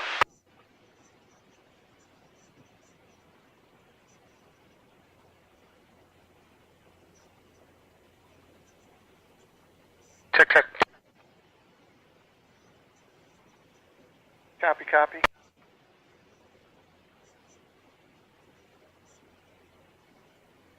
Security, security, security. All stations, all stations, all stations. This is Warship 90 conducting continuous turns to starboard in vicinity of 32 degrees, 44 minutes north, 117 degrees west. Request all vessels maintain a safe distance. Security, security, security. All stations, all stations, all stations. This is Warship 90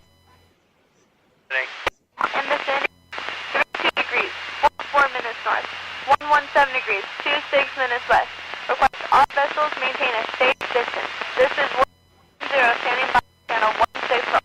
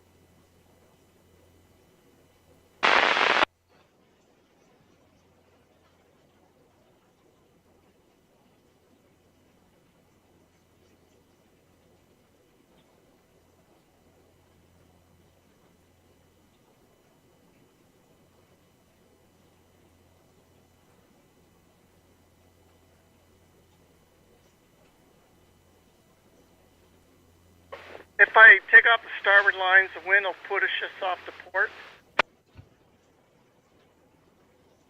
And 1-4 over.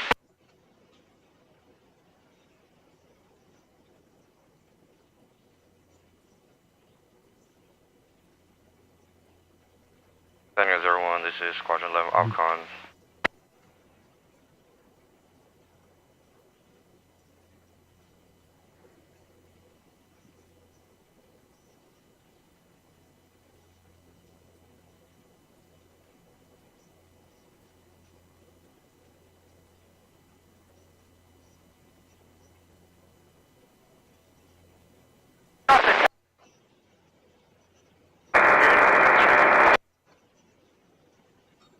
Hello?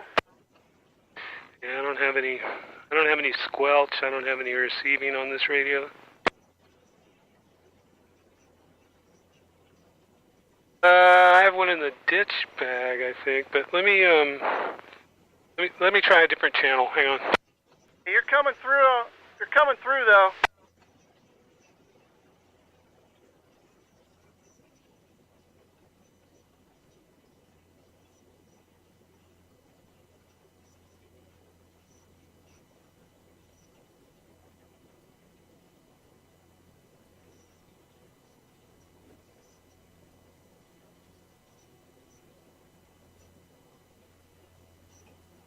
Alright, throw it off, and that way it doesn't get in the tow gear there.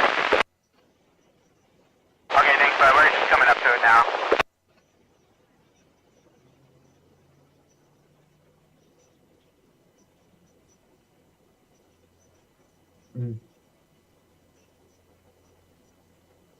Yeah, so I can talk to you, but I can't hear you. Let me, I'm going to turn the lower radio on 1.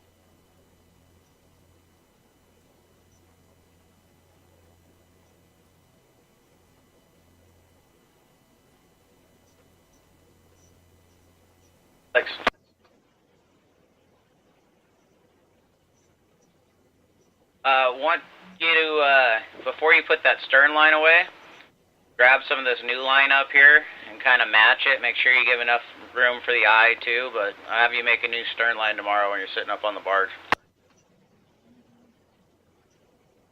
Like I said, string it out, make sure that seems to be about the right length for that, but that one's getting a little tired.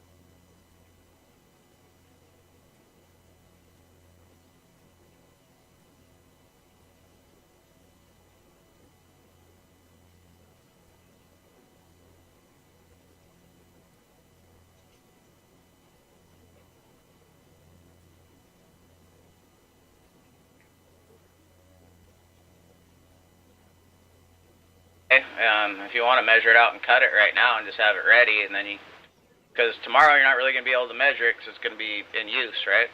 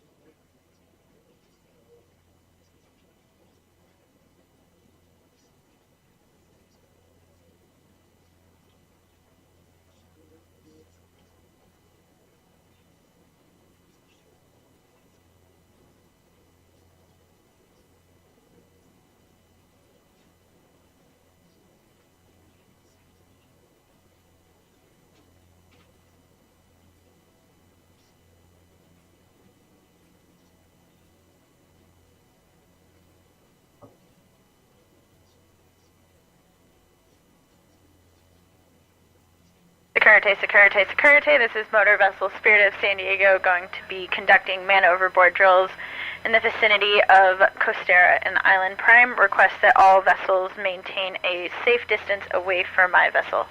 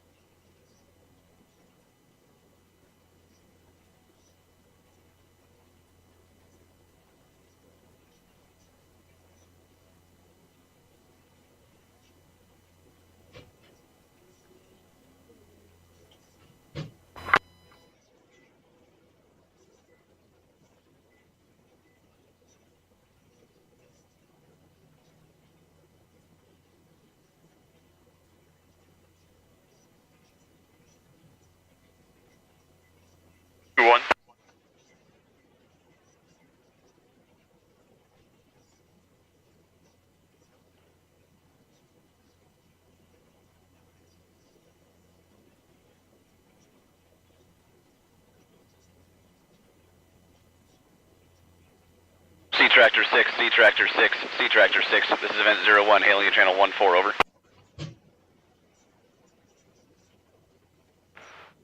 copying it all up there on the bridge? I'm tracking, we have C tractors 6, 7, and 11. Request which of those the pilot's going to be on. Over. That's on C tractor 7, event 019.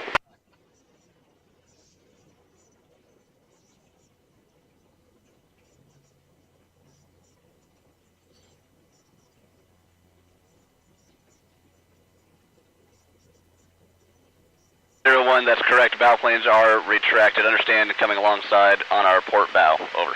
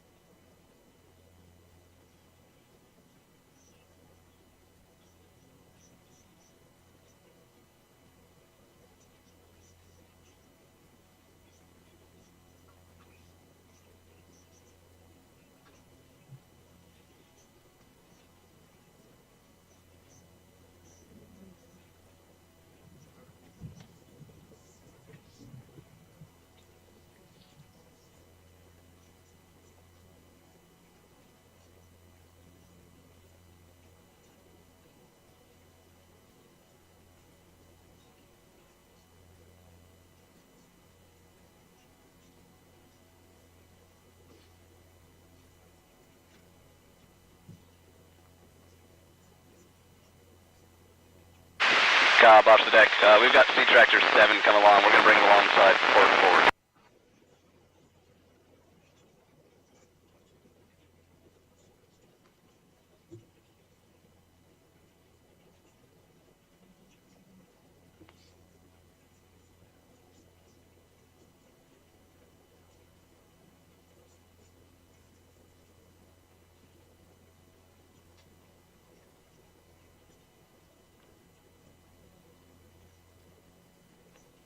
Base 8, new C4.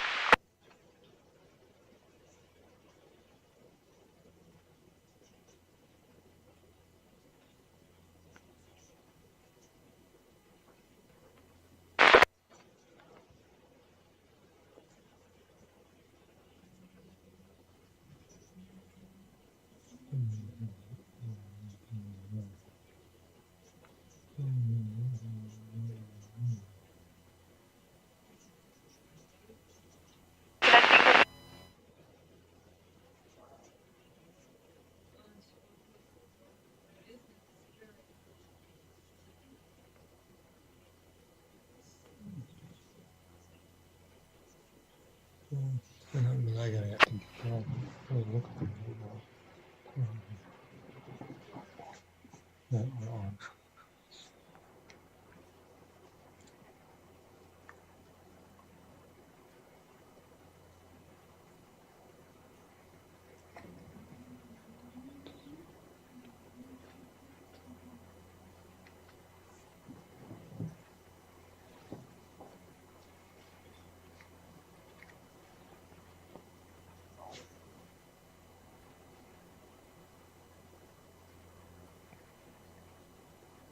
Hear me? Hey Ethan, this is Chris. Hailing you from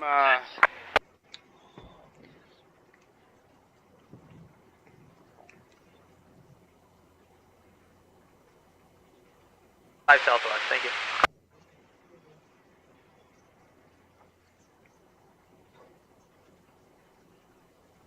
CH, this is Luz de Luna.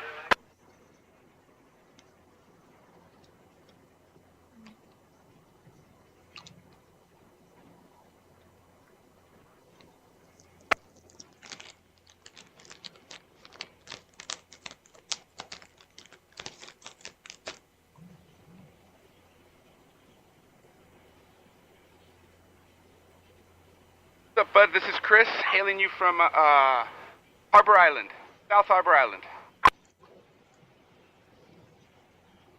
Good copy, Chris. This is Luz de Luna on San Diego Bait Dock. Roger. Thank you so much, bud. See you soon. 10-4.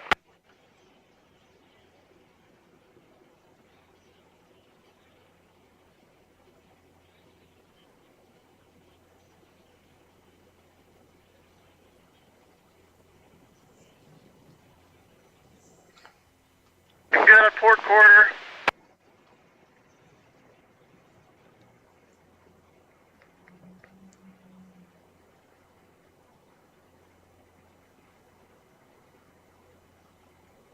Yards, Aquaterra here. Lots of room.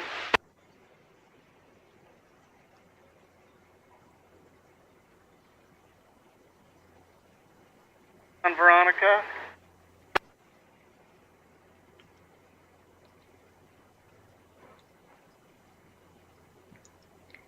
This guy will be out in 2 minutes if you want to wait.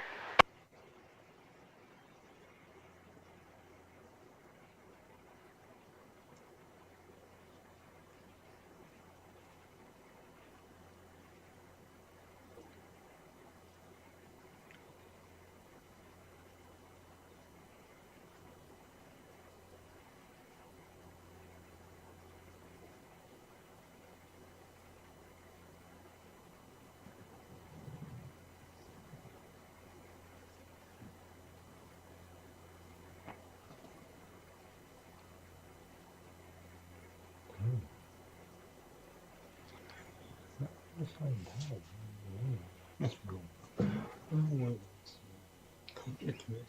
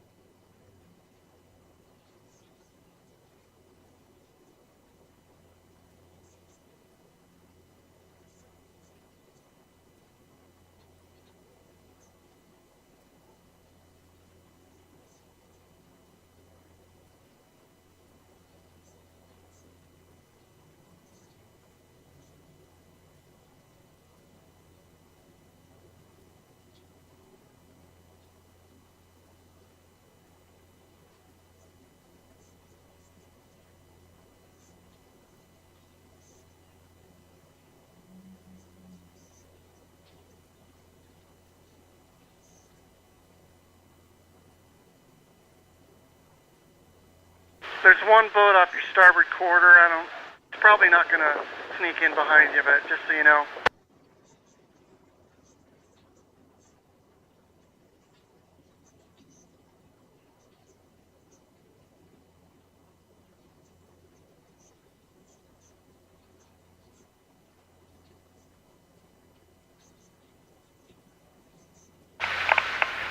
Coordinate lifeguards from the San Diego Harbor Police on channel 16.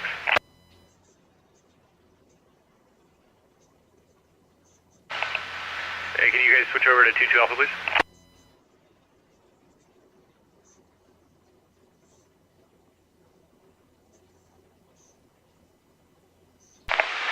Coordinate from the San Diego on. Got 10 yards to the blue boat, port quarter. Hey, sir, we're in the. Copy, You guys report. Tractor 7, event 01, just want to confirm you're putting 7 up forward and then we're going to put 6 on the aft end, correct?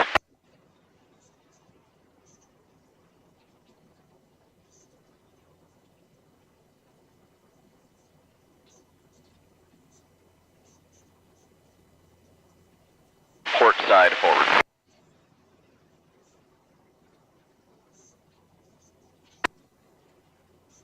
Got 20 yards port starboard quarter.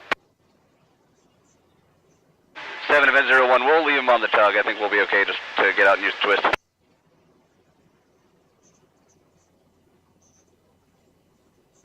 Event 1, that's correct. Confirming it's off of the beach here at the golf course.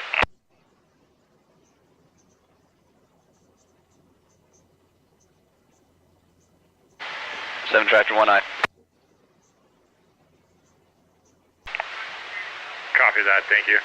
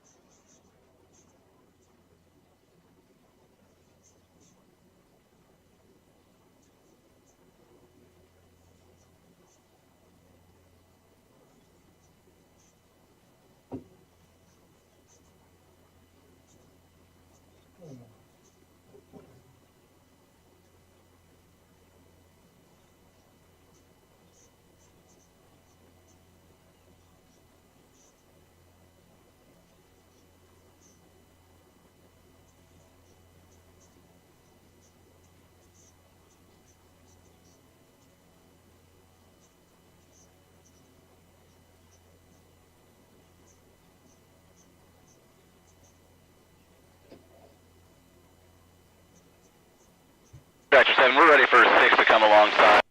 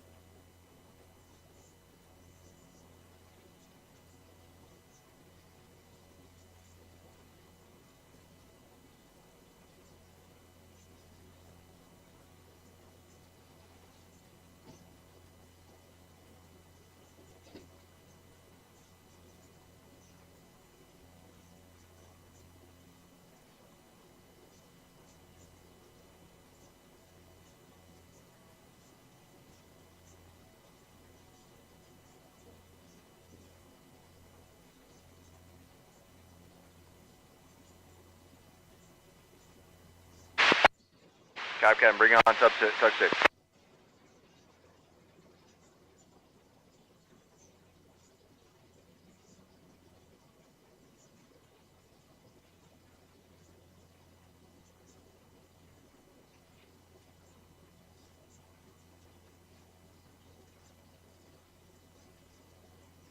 stern direction.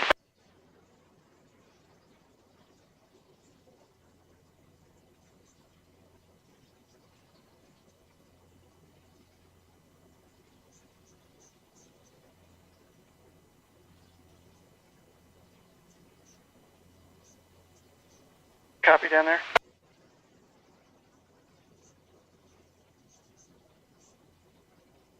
Testing in the stern direction.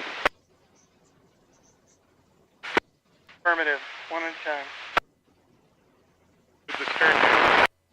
Starboard stern.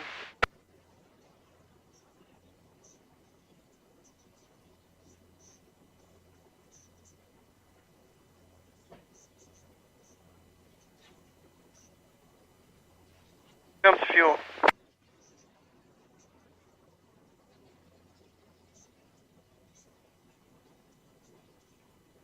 Creeping up.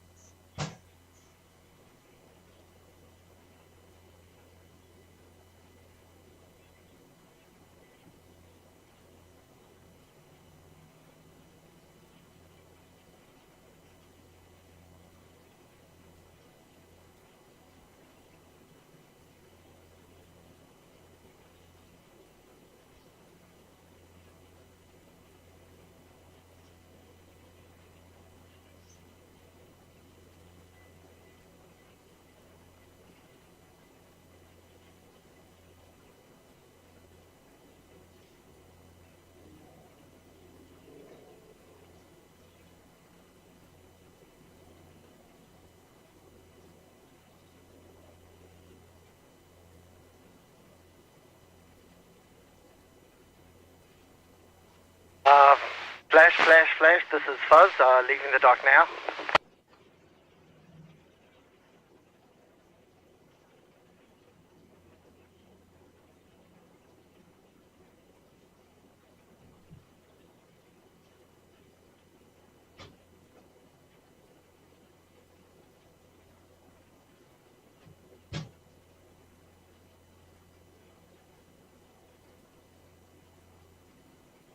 Event 1, testing the ahead direction.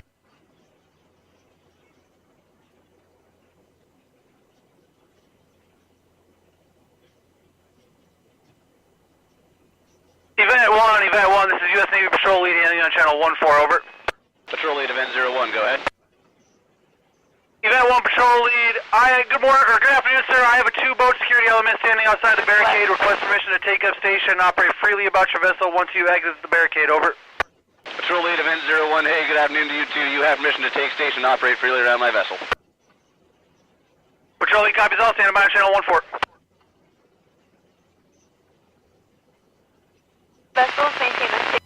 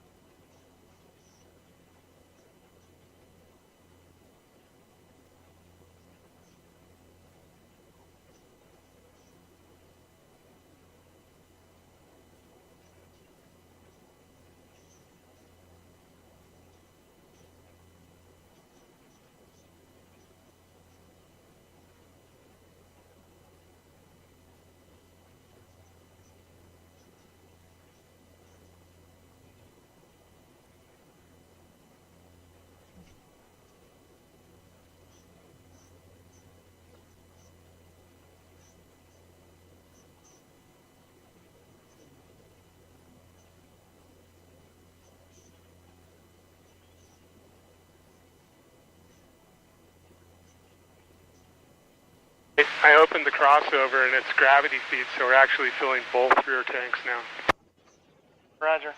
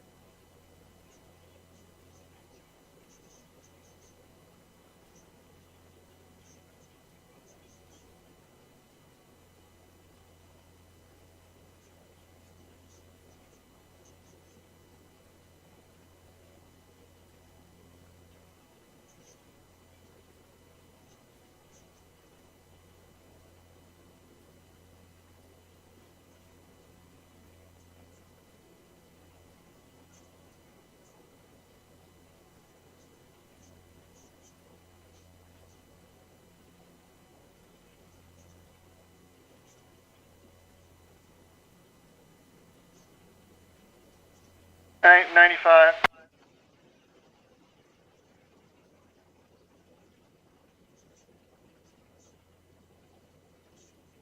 Here. There's some foam cushions there. Door, black one.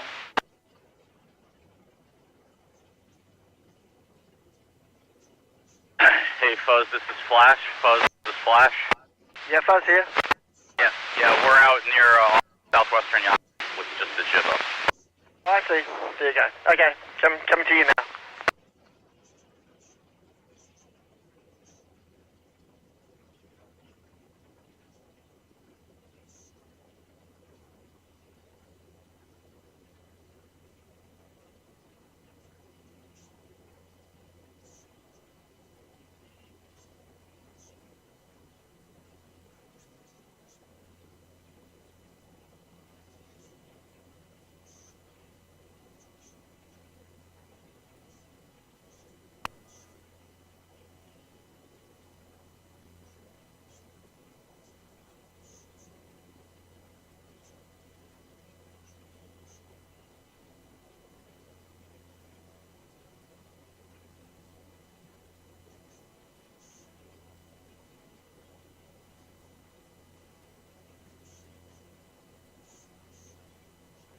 Coming down.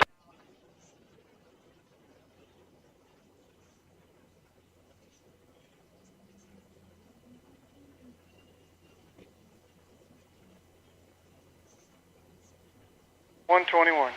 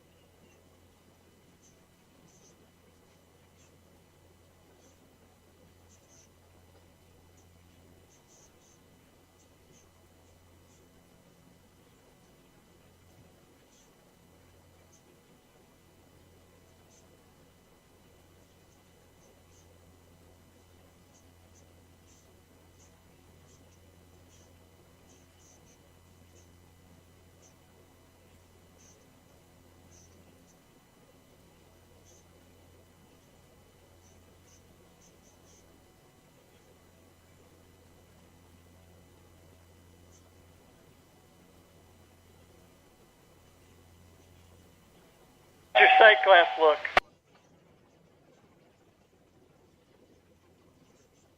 Okay, we're clicking off here. How's the sight glass look? Oh, you got a ways to go.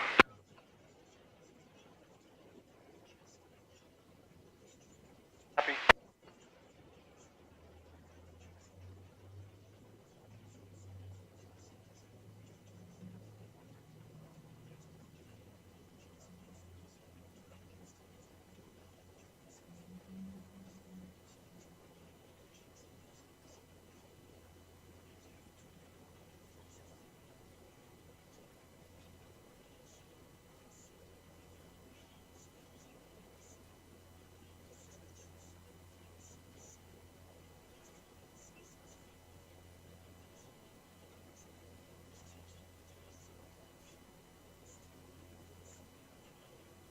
The starboard side keeps saying it's full.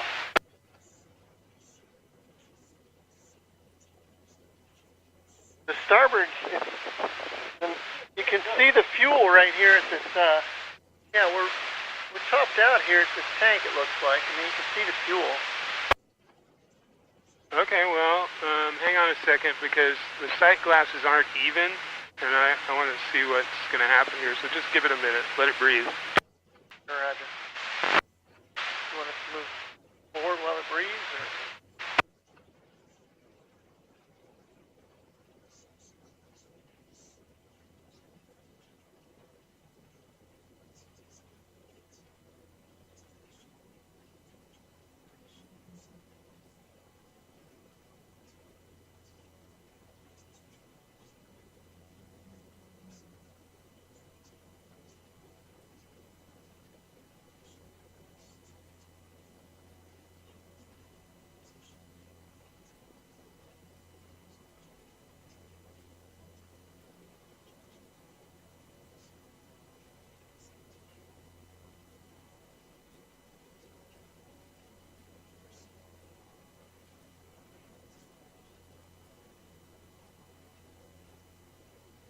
Inches higher on the starboard sight glass, and the starboard sight glass is almost a foot below the top line.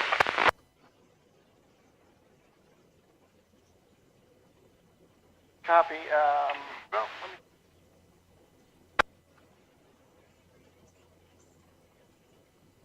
See it down in there. 8 inches. He says he's got another 8 inches to go. I mean, it looks like it's 8 inches down there, but.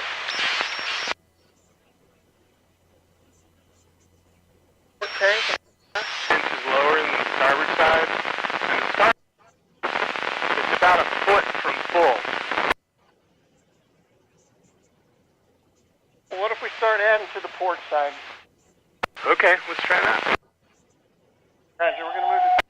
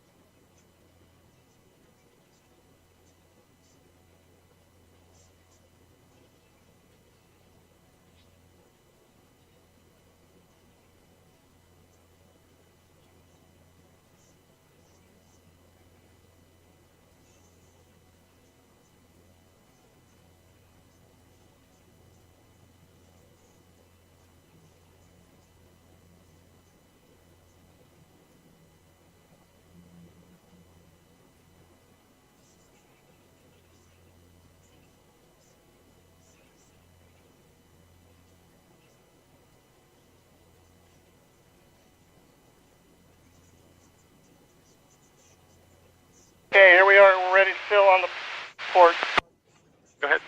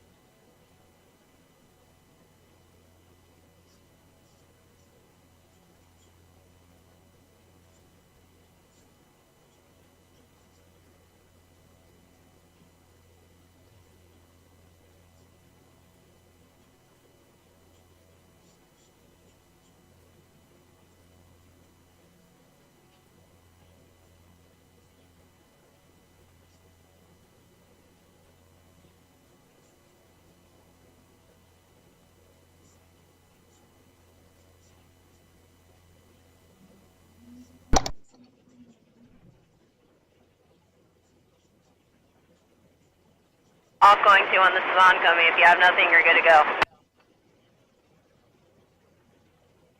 Have a great day.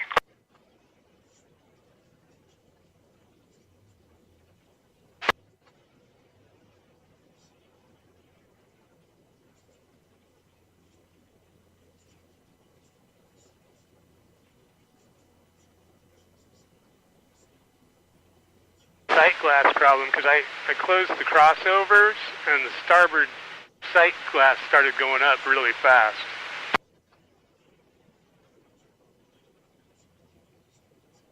It just doesn't cross over as fast as you were filling, basically. I don't know. We're 4 inches from the top on the starboard side. When you look down through the fill neck, that's about what it looks like it might be from the top. It looks close, but it might be down about 3 inches. I'm sure we got enough fuel in there, so let's just fill port. Roger.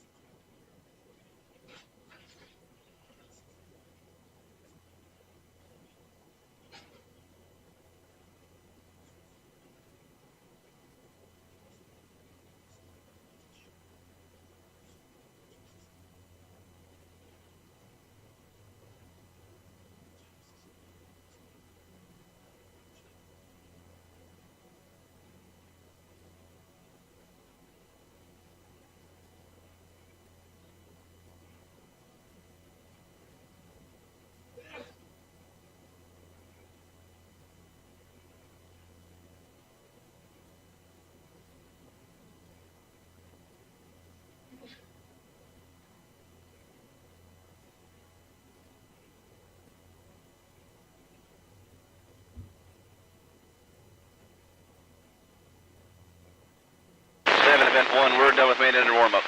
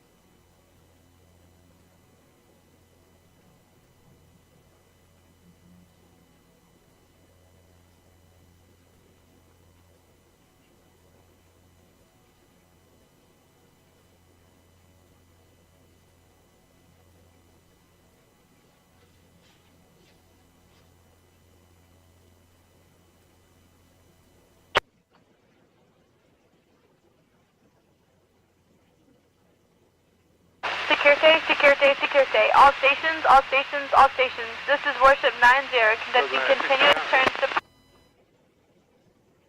Yeah. 17 degrees, 27 minutes west. Storm in there now? Security, security, security. All stations, all stations, all stations. This is Warship 90. Well, I'll trade place with you for a while if you want.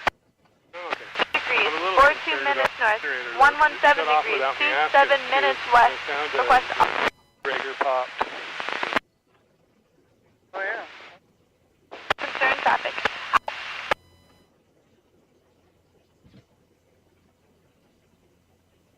One, clear.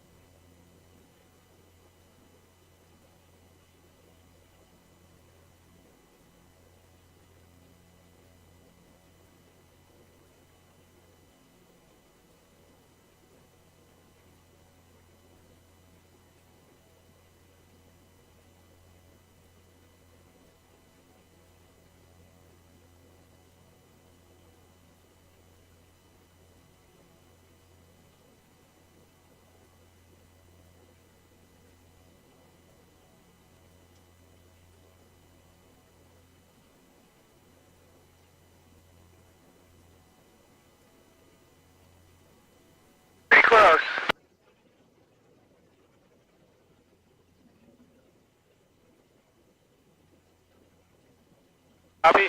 Getting pretty close. Control, copy.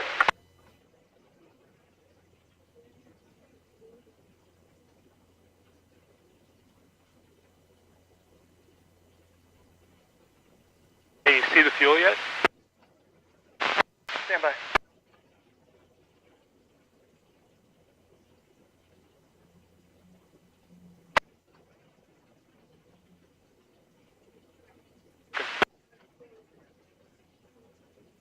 Start getting close to you. Say again? Okay, well, you can keep going. I mean, you're not at the top of the glass yet. This glass, the top of it's lower than the starboard glass. It's kind of weird. Yeah, thanks.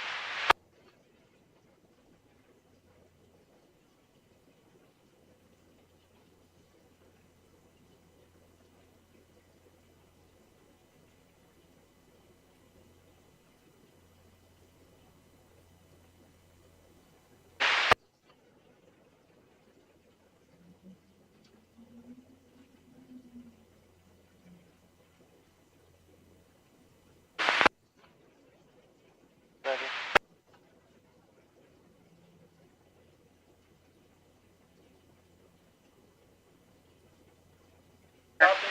Yeah.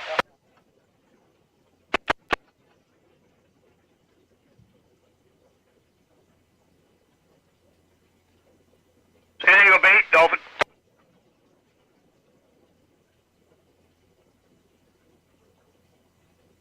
Listen, we're back. Good afternoon. We got 26 passengers. Pick up some live bait. Ready to start on port forward.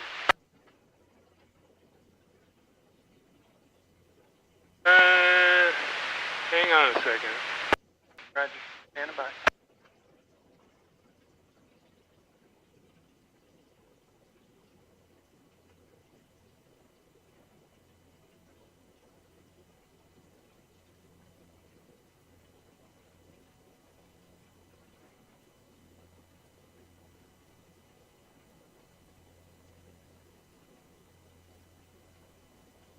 Look in for it forward. I mean, the glass is barely falling. It's all like an inch. It's just falling real slow. Oh, now it's falling. Hang on. Channel side, 5 from the buoy, south lead. Warship 53, you Outside have north channel side, 5 from the buoy, north lid. Thank you. 26. 14.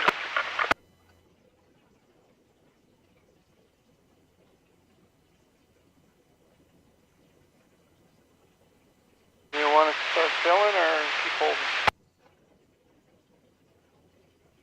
No good to you. This glass isn't accurate right now. There's some small possibility that Yeah, he's pretty good at hearing it coming and.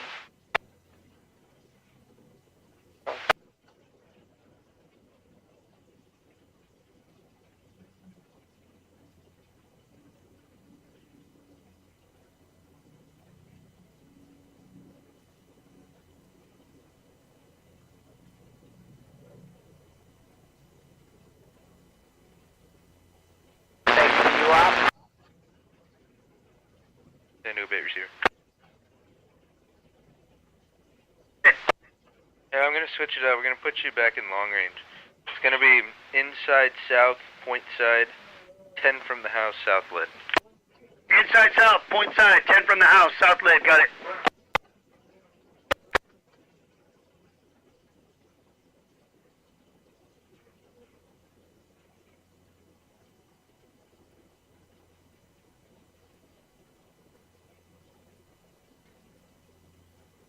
We put about 300 in those 2 half tanks. Yeah, okay, so now I opened the crossover, and now they're even. So I guess we'll just fill this one until it shows, and then we'll go. How far up that sight glass are we? More than halfway down. No, just about halfway down.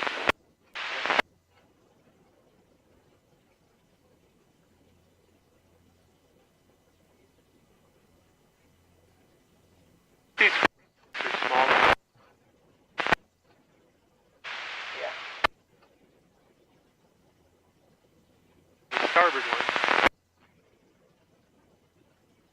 Port one, feed the generator.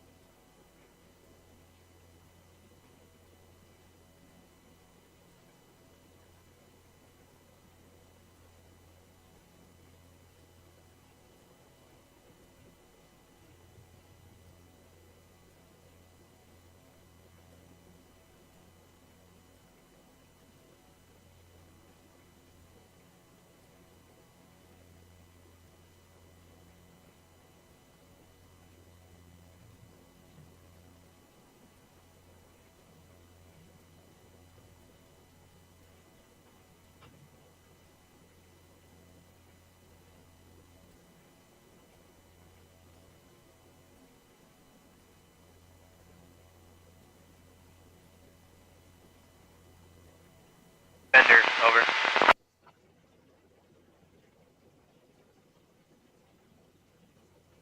Roger, out.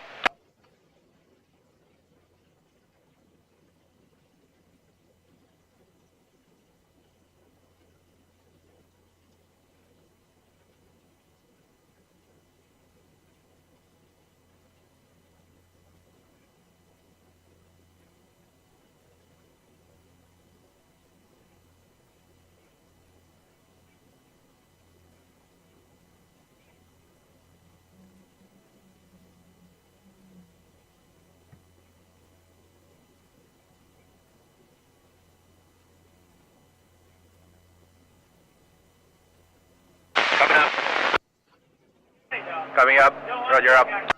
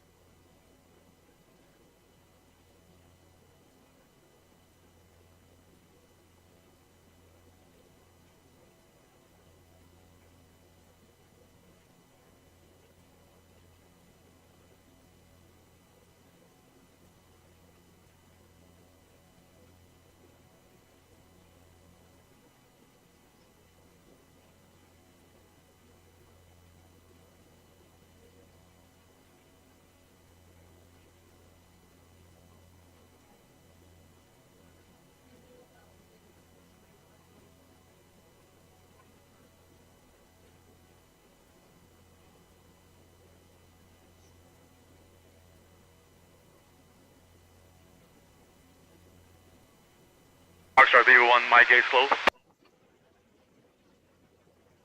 B1, thank you. Have a good one.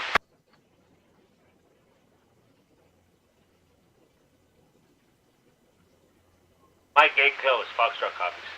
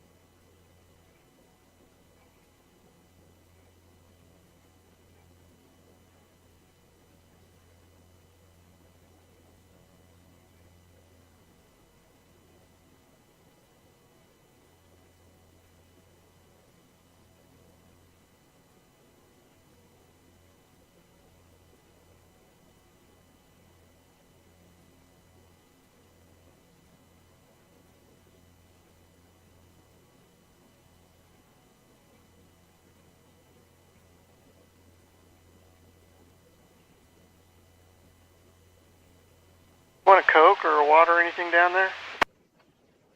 Nah, I take a water if you want to toss one down. That's a great idea, thanks.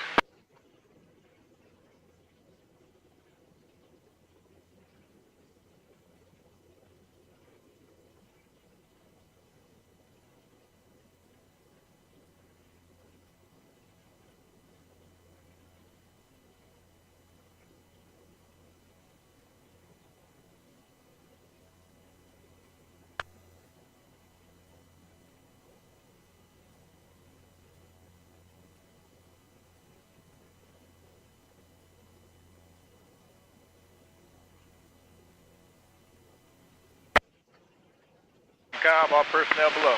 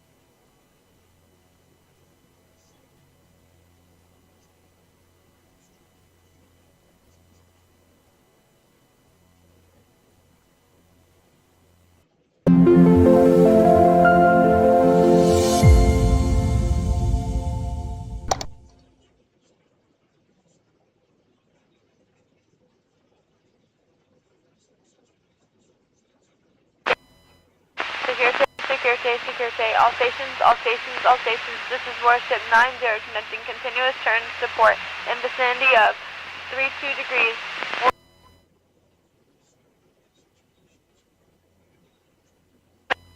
Distance. This is Warship 90, standing by on channel 16 for all concerned traffic. Out.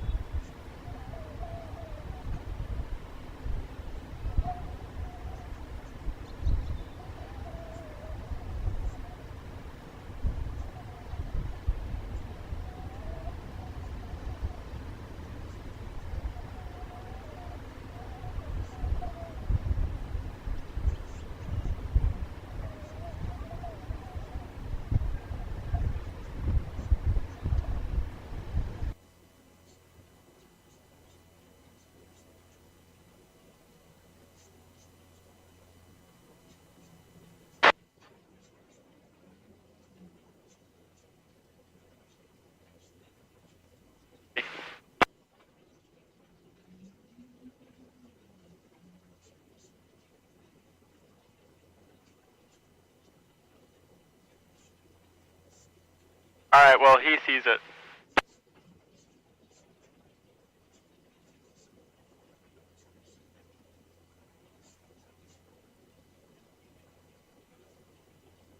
Get me on the barge to move back the pan.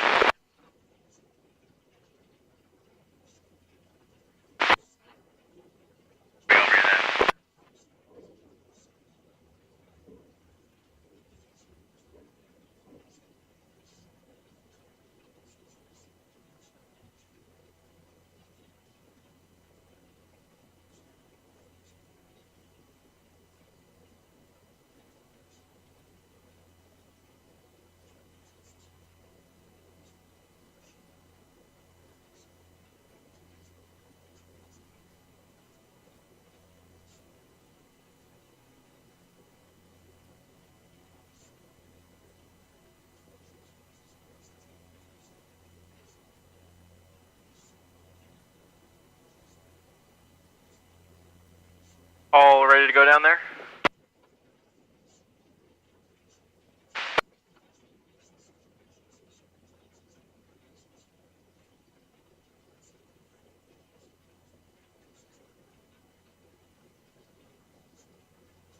Good afternoon, Legacy, checking in.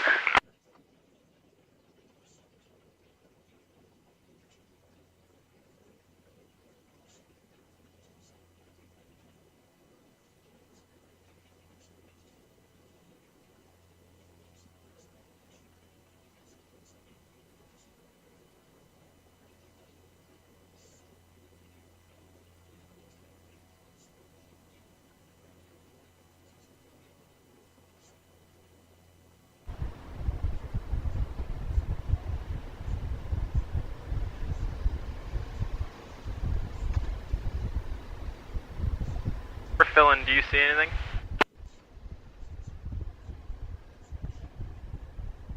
Copy.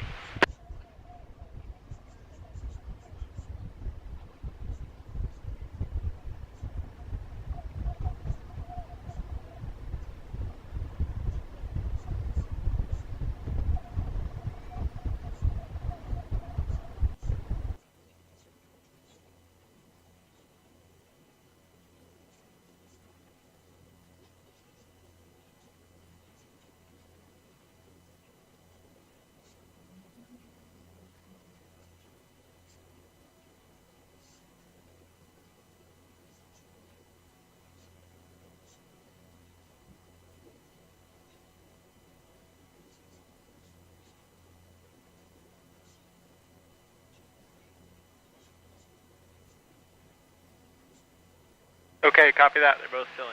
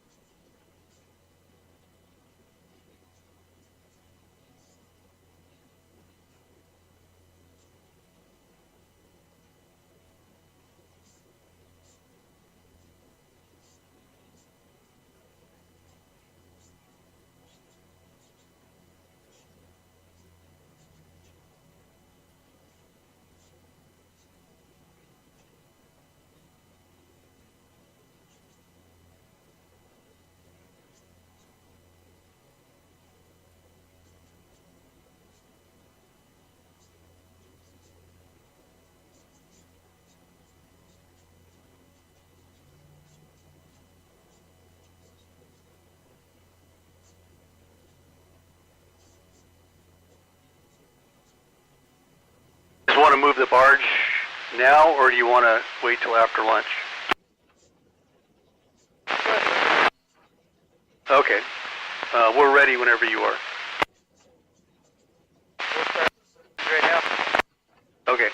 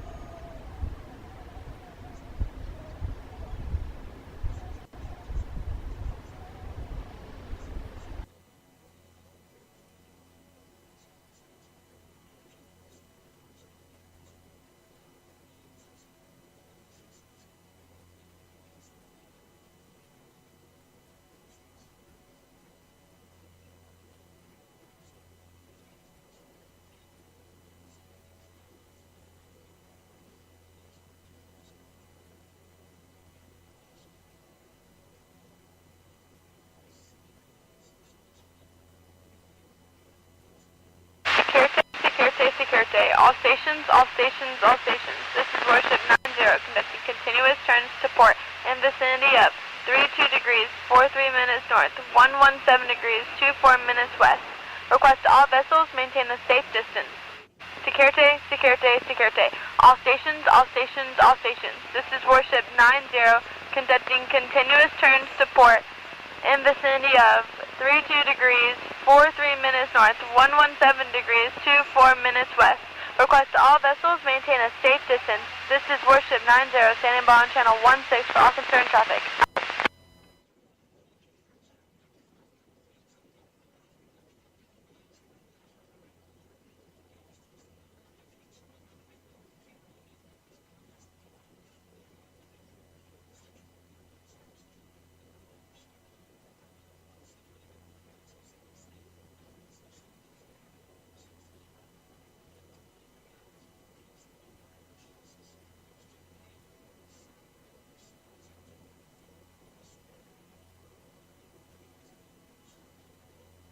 Affirmative.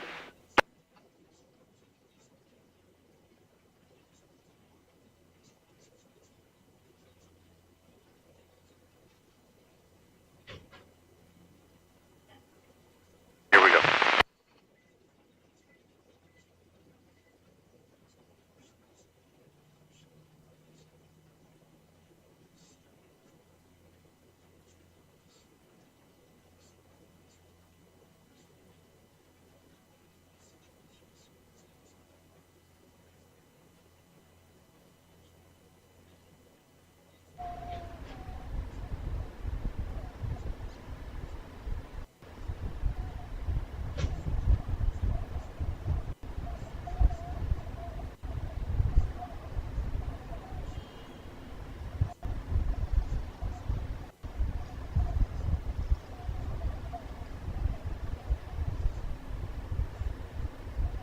Copy.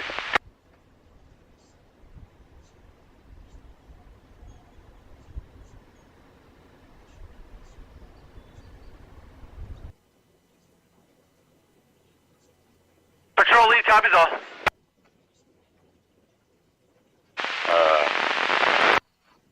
Same bollard for our stern line as the fake Thomas's stern line.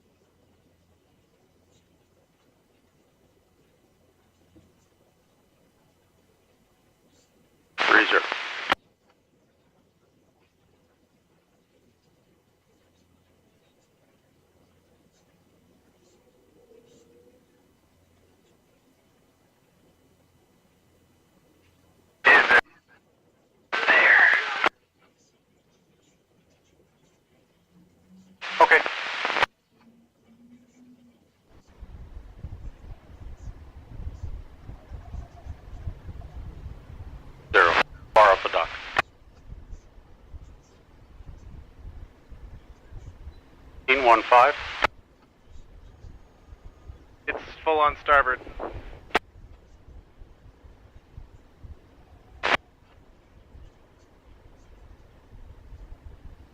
that it? That's it.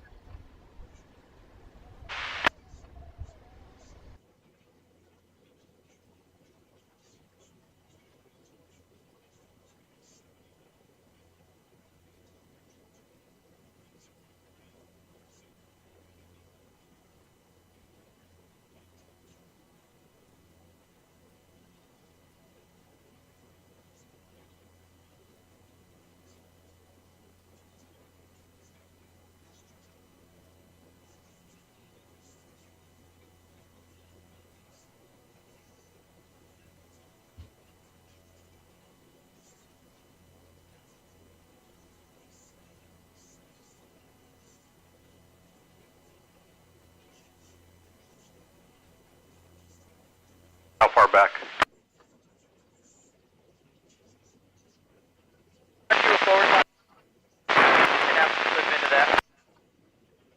Okay, and we're far enough back?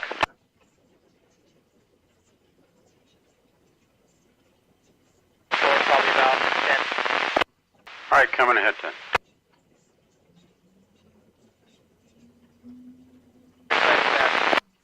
Copy.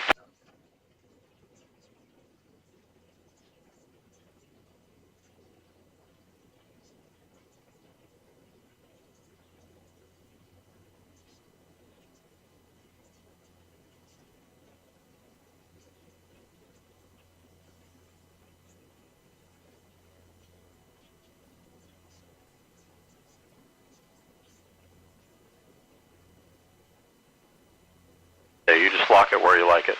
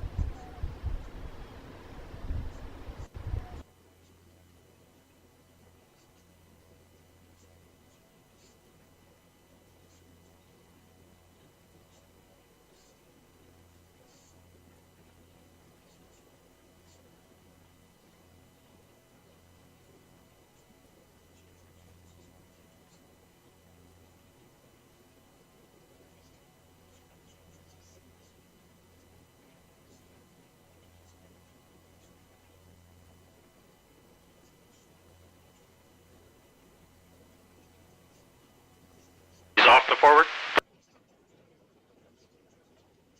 Off.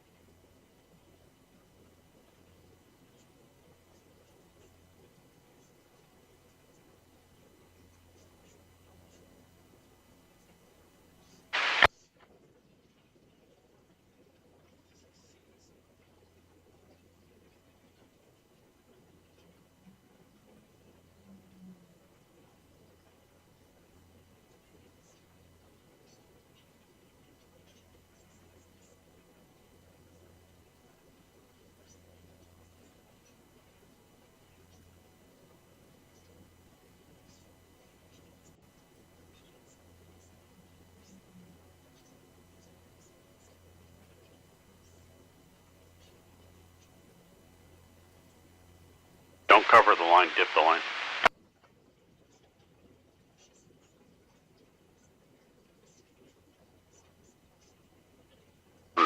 in yet, so.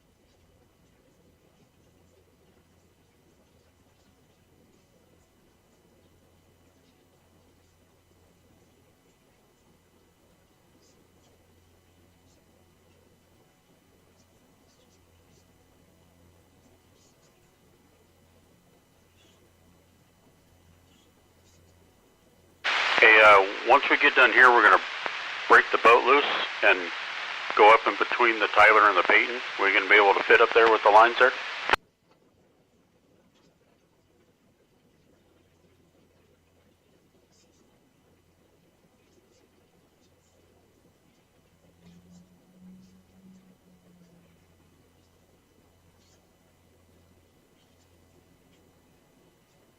Okay, well, where the bow of the Tyler is, can you do a teepee up there so you don't have to do a long line?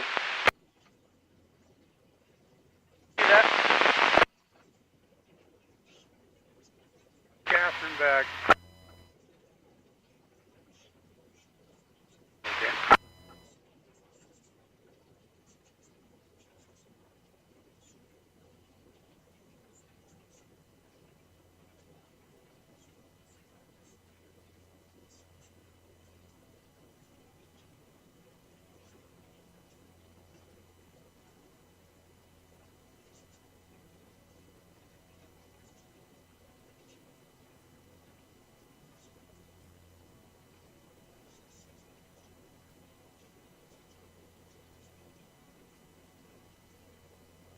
If you can get something there and eliminate the bow line, that would help our situation over there.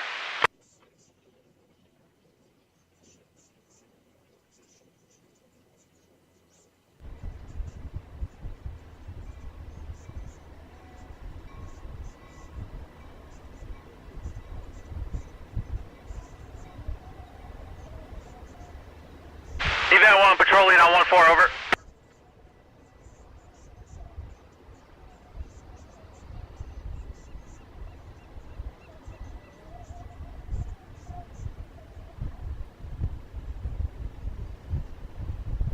Patrolling, copies all. You guys have a good one. See you next time. Patrolling, standing by channel 1-4.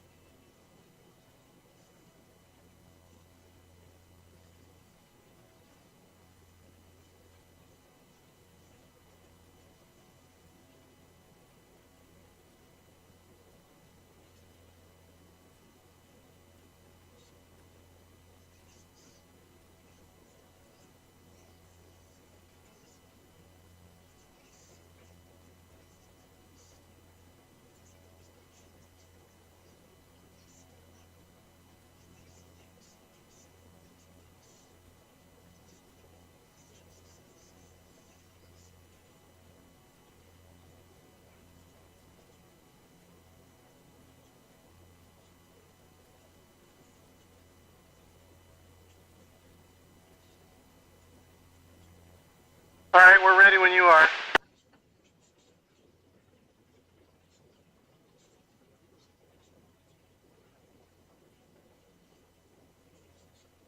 Down.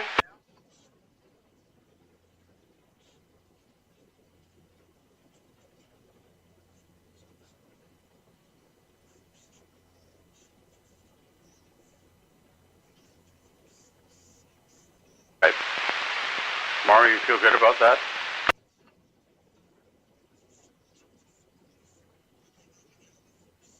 We'll just ship to the dock and you guys can do your thing. Randy and I have a project.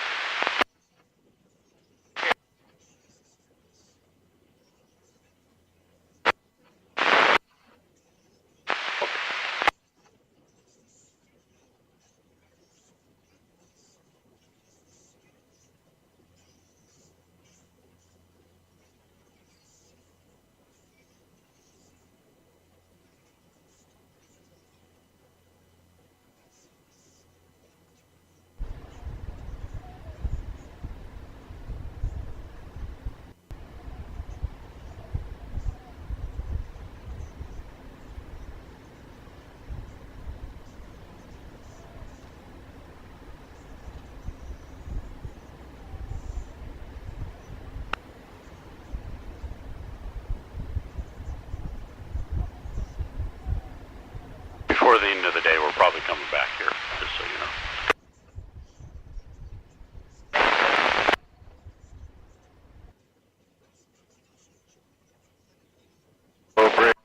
No commissaire que tu peux le nom Cisco. Control top.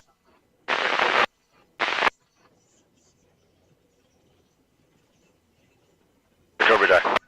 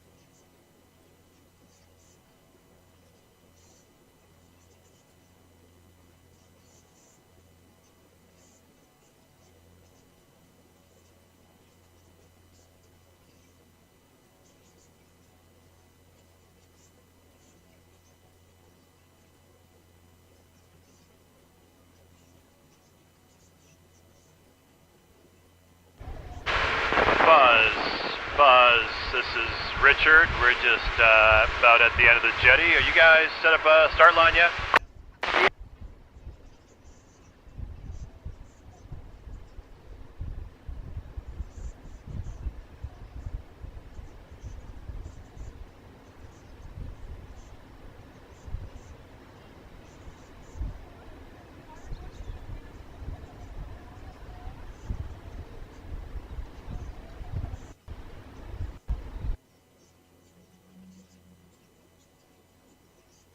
Copy, I could see you, and I'll relay the 15-minute rolling 5 deal to the boys.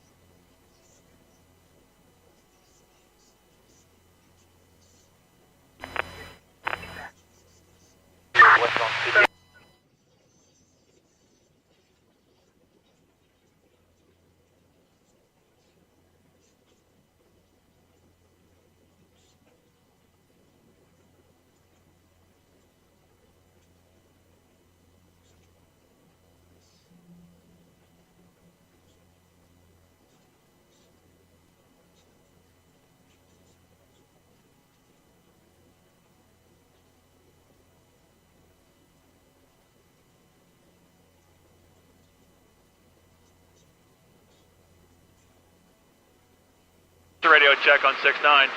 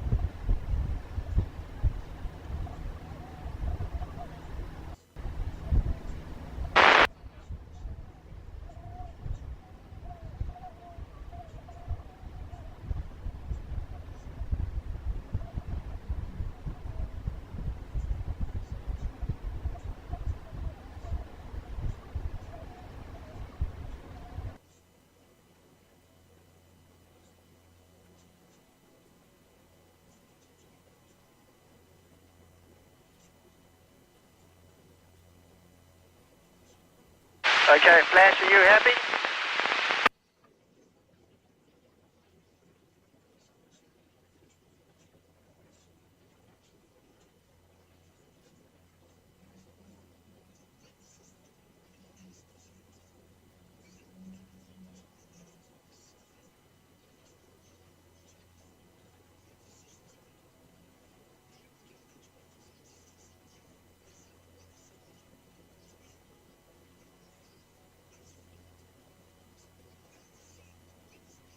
Blackfish, you happy? This is going to be 15 minutes, 5-minute rolling.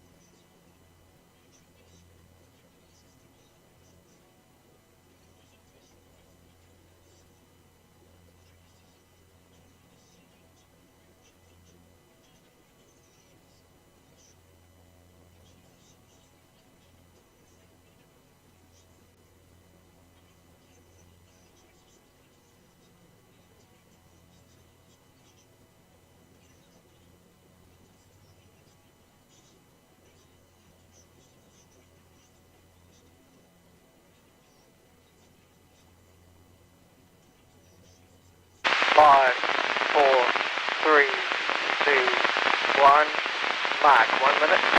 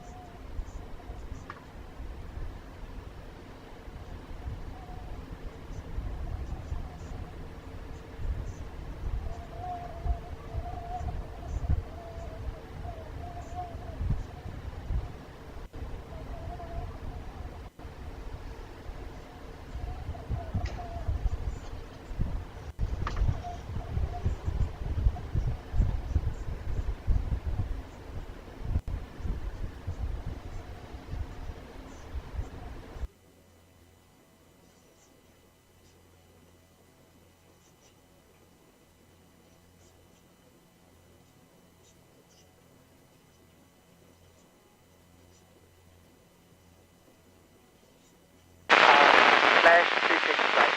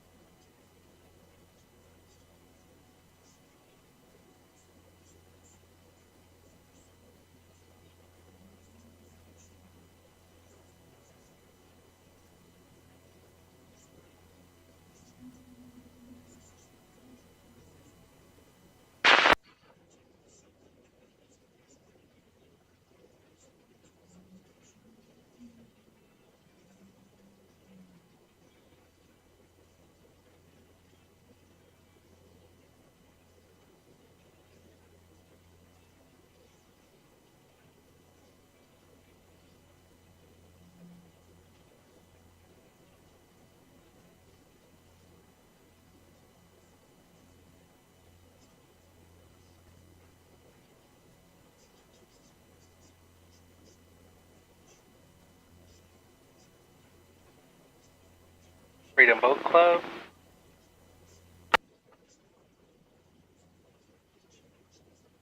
Freedom Boat Club.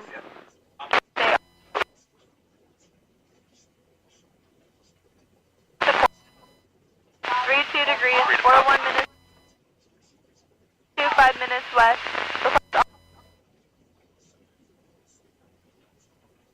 Stations, all stations.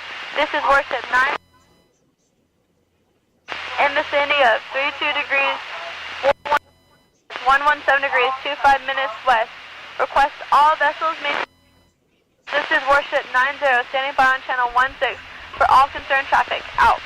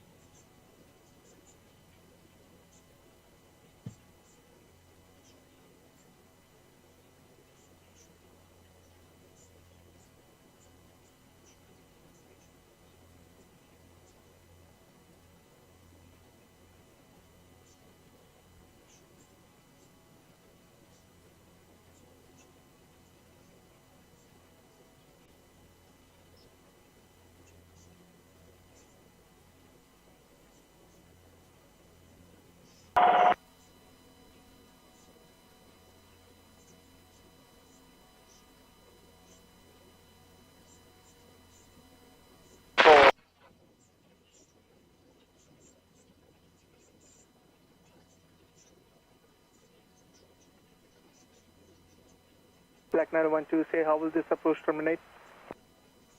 Black 912, this approach will terminate. We'll depart VFR to the west. Black 912, roger. After the completion of this approach, squawk and maintain VFR contact tower.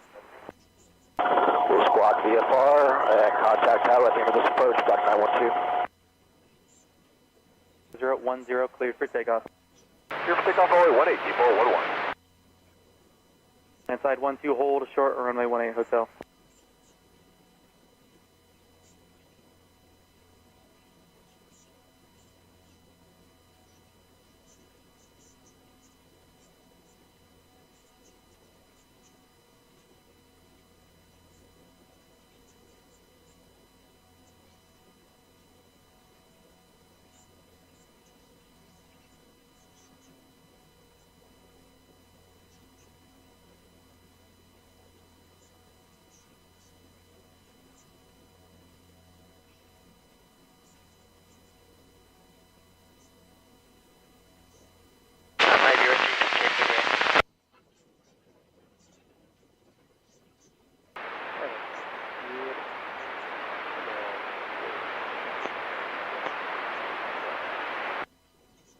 Island clearance. Copy all, clearance request.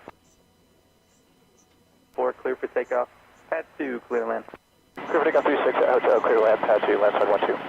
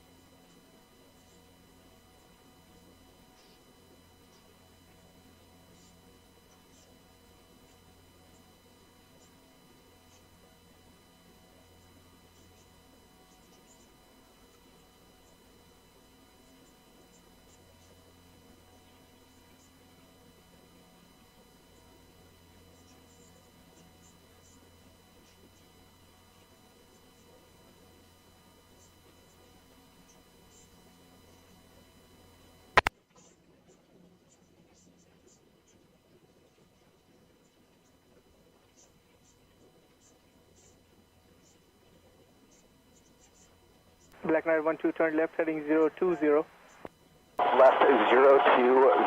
Black 912. One side 12 on the ground, taxi line, be kilo. Code 34, clear to San Clemente Airport via the NASD 1 obstacle departure procedures and as filed. Maintain 2000, expect 4000, 5 minutes after departure. Departure frequency 119.6, squawk 4624.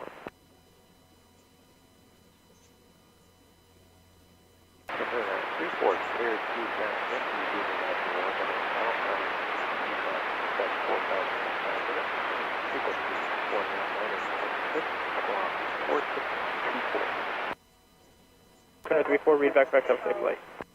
Alright, thank you. Black 912, Island Final Controller, how do you hear me? Black 912, you back clear. I have the same, 7 miles from touchdown, we'll up to course correcting. Runway 29, wind 260 at 11, clear the approach. Clear the low approach, runway 29, Black 9.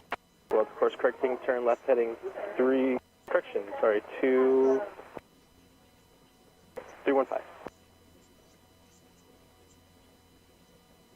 Course correcting. Turn left heading 310.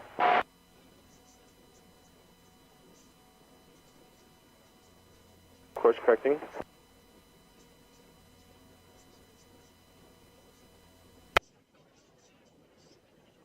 Course correcting slowly 6 miles from touchdown, approaching glide path. Turn left heading 305.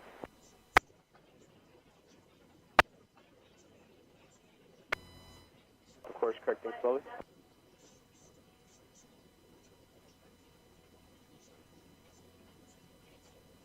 The course correcting slowly.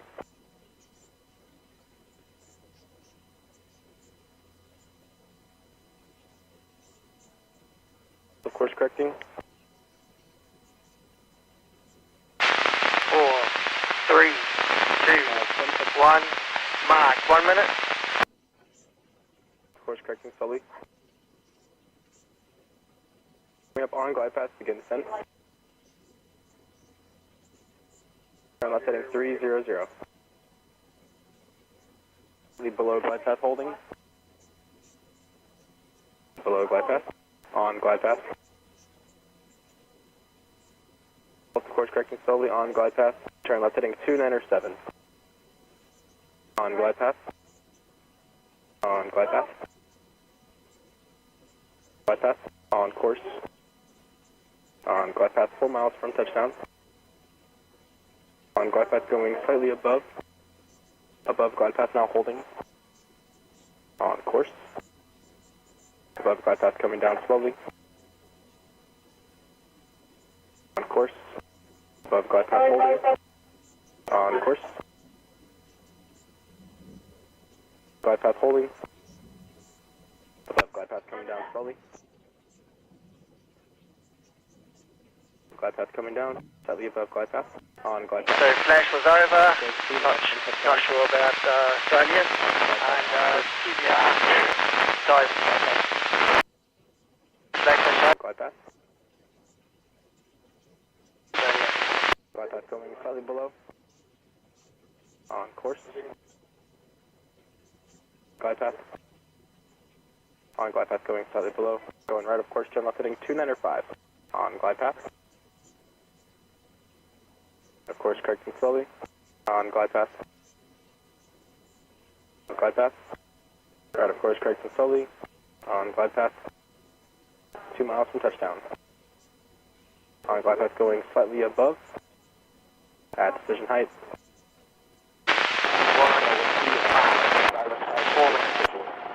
Roger, 1.5 miles from touchdown. Proceed visually. Squawk maintain VFR. Contact tower today. Black 912, thanks for help. Island Tower, Black 912. Tuesday, head off. Black 912, Island Tower, via runway 29. Black 912,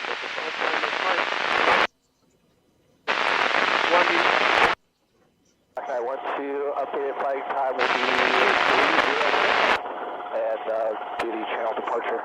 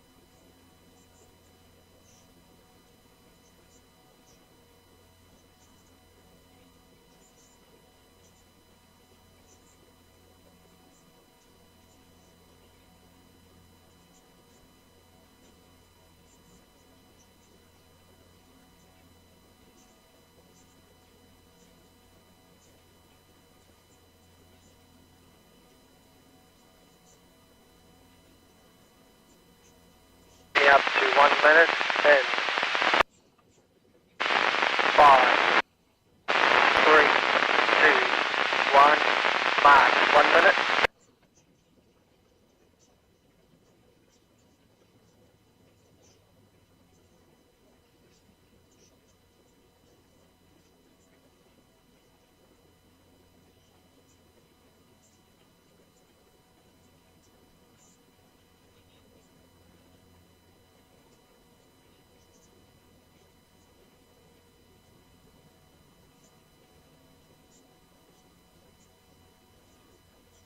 Jack 400 Island Ground, good afternoon, text bed 5.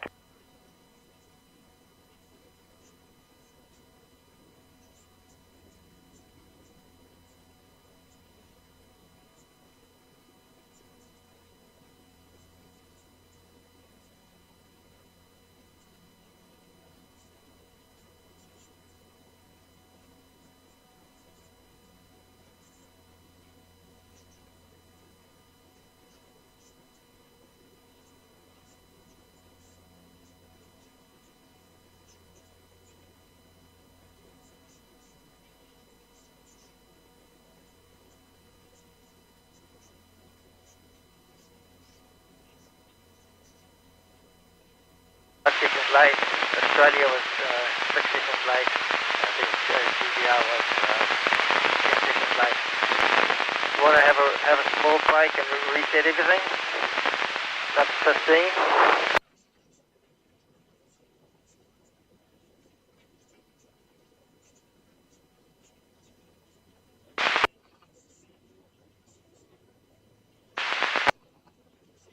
You guys sail past the finish line and I'll start another 15 seconds, rolling 15.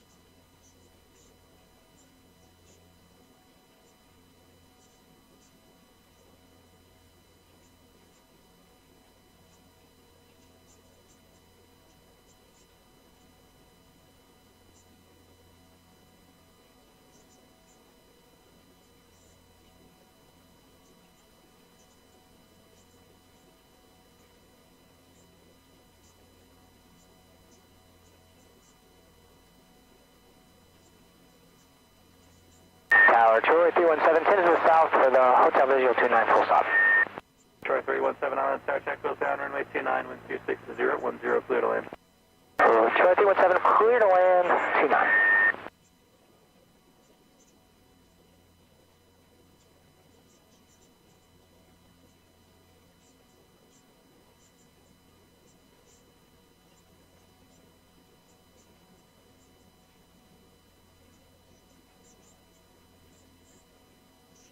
Are you VFR or IFR?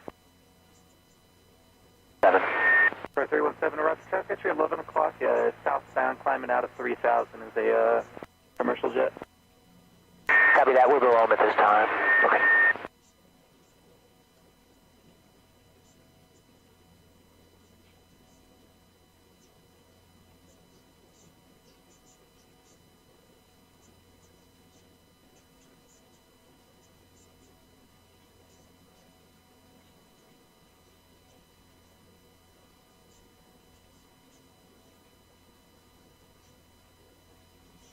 Oh, Tower, yeah, 400, pad 5 for departure. Club, Freedom Blow Club. Warren Legacy, come in.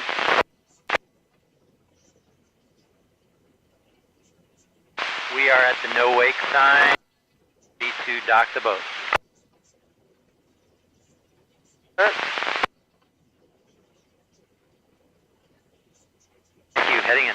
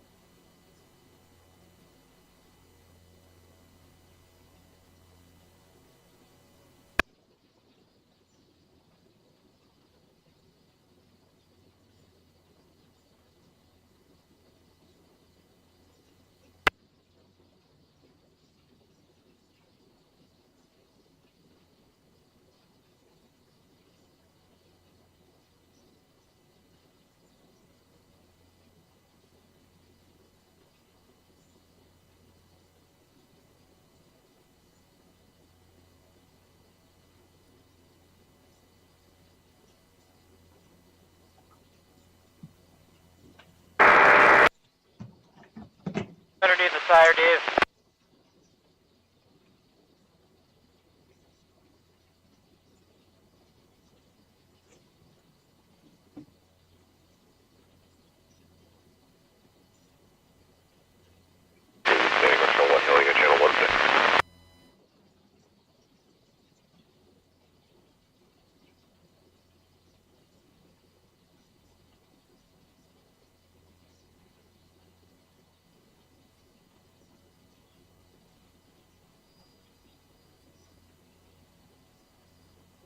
Aircraft carrier 2, aircraft carrier 2, channel 16.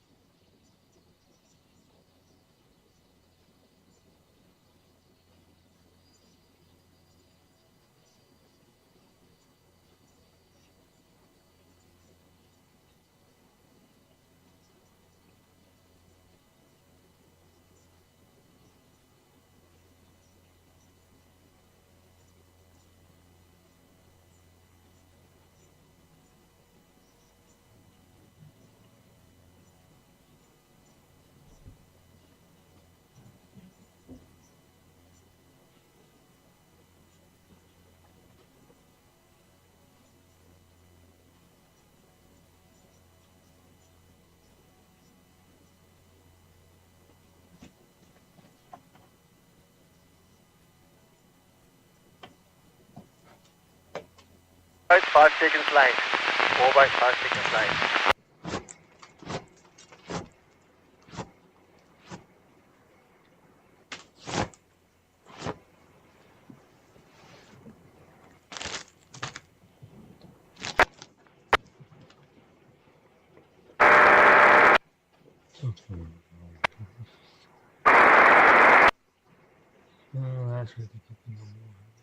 Good for the time, coming up to 4 minutes.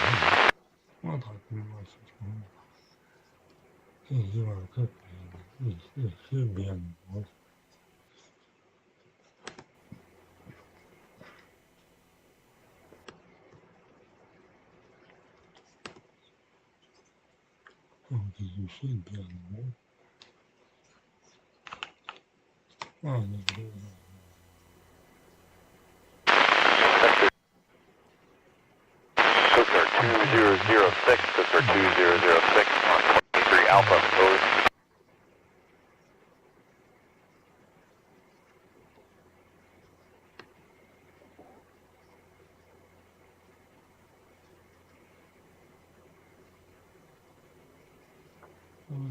over. See, I don't know why she was upset. She's getting beer there, but it's about hey, she took it. And then I think it worked, so your body was Tuesday, it is May 5th. We're getting along with spring here, and we got some rain last night. We got snow in the mountains as well. This is from North Star. They're just kind of, that's how they measure snow on the live camera. It's almost 2 inches of snow last night at North Star. A little bit more than that up the top of Lake Tahoe, or up the top of Palisades, Tahoe. Rain and snow last night. The rain last night in parts of California, especially in the foothills around Grass Valley and Auburn, significant amount of rain, over an inch of rain in many locations. We'll take a look at that. We're going to look at the next chance for rain and snow, and then we're going to go look at the heat, the warm-up coming our way as we head into this coming week. You're going to notice it, especially in Central and Northern California, well, Southern California as well, but mostly in that Central Valley, where temperatures go back to above average, back to the low 90s. Haven't seen that in a while. We're going to take a look at the Castaic water battery, which I think is fascinating. We'll do a little quick, just a cursory look at that, just kind of a quick look at how it works, why it works. And then we'll go through these. We'll look at the satellite loop. We will look at computer models. I got a bunch of them lined up. That's the GFS. I do have the HRRR logged up, looking for rainfall. And then we've got California north to south. We start in that Lake Mount Shasta, and we end up in San Diego. So we go up and we go right down the coast looking at what's going on. We look at the forecast highs for today. We'll look at surf reports, Ocean Beach, San Francisco, and then nature snacks. So we got a lot of stuff to look at. and we'll start with the satellite loop. This is basically showing 24 hours. And you look at that flow. I got a lot of calls yesterday. See how that? Look at that. That's where the thunderstorms and the showers came from last night. It's that low center cut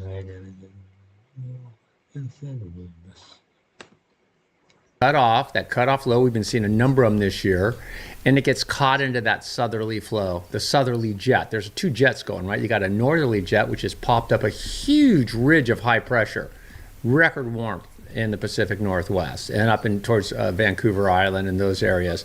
And down south, this southerly jet brought scattered showers to Southern California last night. You'll see that on the rain totals as well, pretty significant.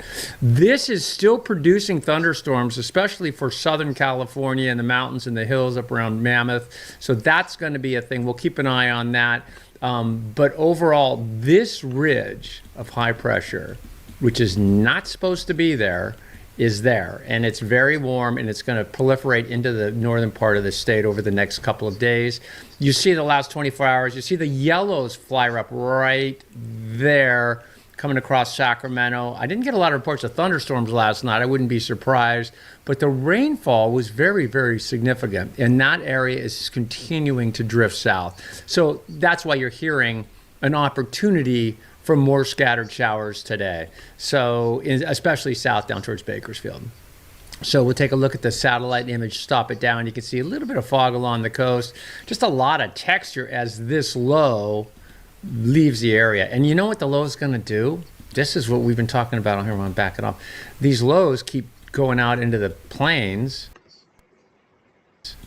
and into the Ohio Valley and create this massive amount of clash of air masses, right? Cold air, warmer air in the south, and you're getting this nonstop conveyor belt of significant thunderstorms. And right now you got blizzard and concerns in Colorado from this. You've got winter storm warnings. That'll last the next 6 to 12 hours, and then that moves off into the plain, or out further into the plains and out into the Ohio and Mississippi Valley. So a lot going on. These are the rain totals from last night, and the blues are about over an inch essentially. And look at this, look at the bullseye on this from the Bay Area, Marin County, a half-inch rain. Listen, this is about as beneficial rainfall as you're going to see in terms of late season, stalling out the fire season, which is awesome, increasing fuel moisture, so on and so forth. But you're looking at over an inch of rain up around Lake Tahoe, up around Auburn, up around Granite Bay, up around Roseville, Paradise, up around Lake Orville came in at about a quarter inch, half inch of rain up in the Feather River Canyon.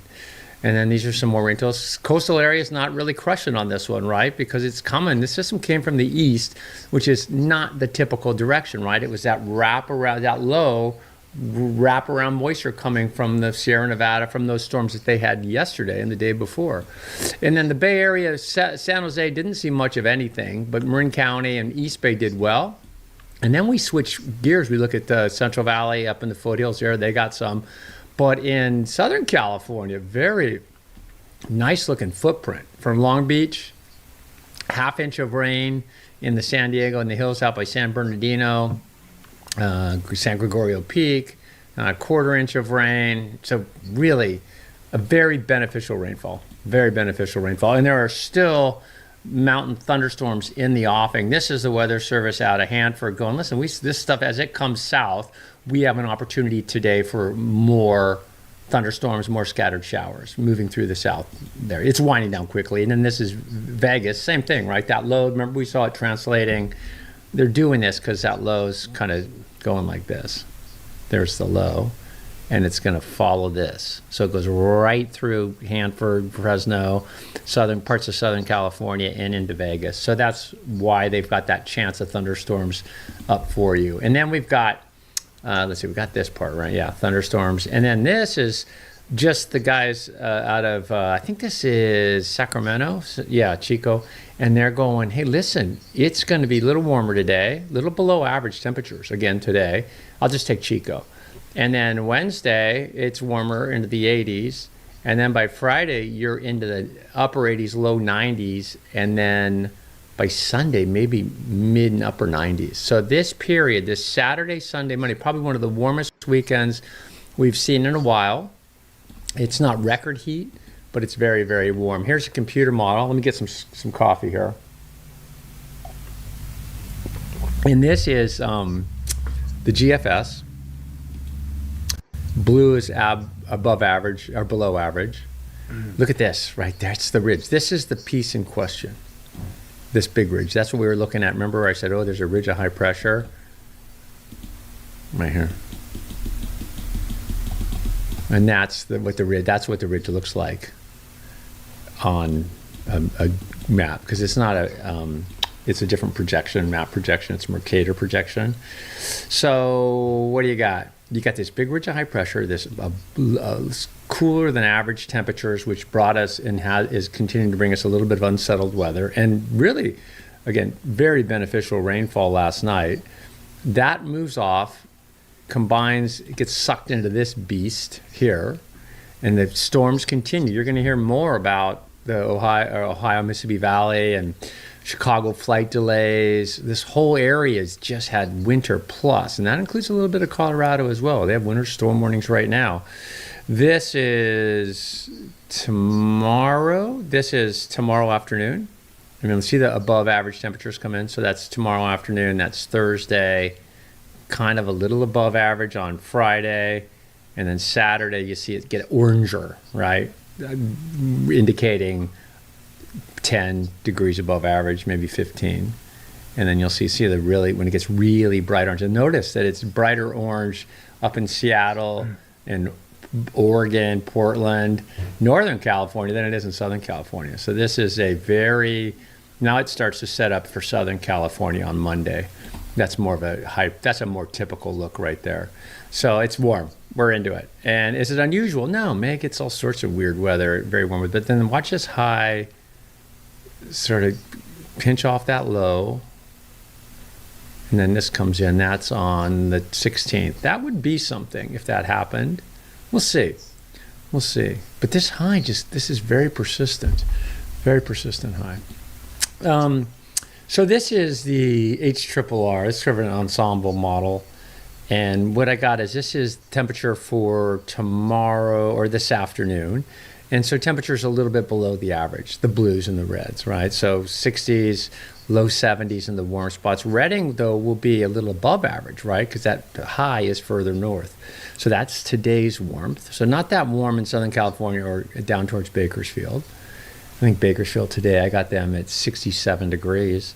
So this is the forecast for tomorrow afternoon. Hang on, I'm getting to it. And it warms up. This will be a warmer day tomorrow afternoon. And that's everybody going to at average or above average for the most part. So tomorrow starts, it doesn't get really, really hot and crispy though, till we get to Saturday, Sunday, and into Monday for Southern California. This is the rain today, the next couple hours, and you can kind of see it, why they have the thunderstorm watches out, just unsettled. HRRR. And you see that flow. It doesn't look like much, does it? HRRR's been doing a really good job. Did a good job last night, too. So, yeah, I don't see much there. So the rain, you guys, this is West Coast rainfall. This will be the GFS, long range. So you can see where California is. And look what that ridge of high pressure, where that ridge was. See how it's clear? That's through Friday. That ridge is dominating that Pacific Northwest, Vancouver Island. Look at that, all the way through Monday. Yeah, the whole west coast of California. Pretty, there's a little something. That was that low. That's that low that we looked at on the 18th. It's pretty map, isn't it? So anyway, you got the picture, right? We're dry for a while, and then maybe something shows up. So we're looking at California north to south. This is Mount Shasta. Beautiful day. Let's put a loop on it. Hope you're having a good day. Some interesting stuff today. Sometimes it's funny, I put these together. I mean, if you like watching it, you're like me. So I put them together, and I get, I spend entirely too much time. No, it's not too much time, but it's funny because I'll see something, I go, I didn't know that. Like I looked into Sutter's Hawk Farm, the Hawk Farm, and originally I told you it was called, I'll get to that. but I learned some. I'm just like, I'm like, I didn't know that, and I get, you know, like you know, it's kind of fun. It's like reading. It's like probably if I had a newspaper, I wouldn't do this, but I don't. I don't like the newspapers right now. None of the, even the Chronicle, which I grew up reading. It's just I don't. The media is like kind of goofy right now. This is where are we? McKinley. This McKinleyville, looking towards Eureka. Up in McKinleyville, we're looking down towards Samoa and Humboldt and Arcata. 62 degrees in Eureka today. Looks like a nice day, and you can kind of see the unsettled cloud cover. This is Mount Shasta from Blue Mountains out in the Modoc County, elevation 6,000 feet. A beautiful shot. I wonder if you can see that. If you're on your phone, you can't see it. It's funny because you guys are awesome because YouTube likes us because you guys watch on TV. A lot of you guys watch on your big screens, which is awesome. So you can probably see that. But YouTube likes that because it's like we're like a little TV station. And then they I know, sorry about the ads. But yeah, we're using their platform. So this is Mount Lassen is that Mount Lassen? Yeah, because that's Lake Almanor right here. I grew up right up here, Sawmill Peak area, and then this is Mount Lassen, the last in the chain of Cascade volcanoes, but not the last in the volcanoes. They're just ancient volcanoes. But the Cascade volcanoes, due to the Cascadian subduction zone, that's about it. That's about it. And if you look at, if you think about the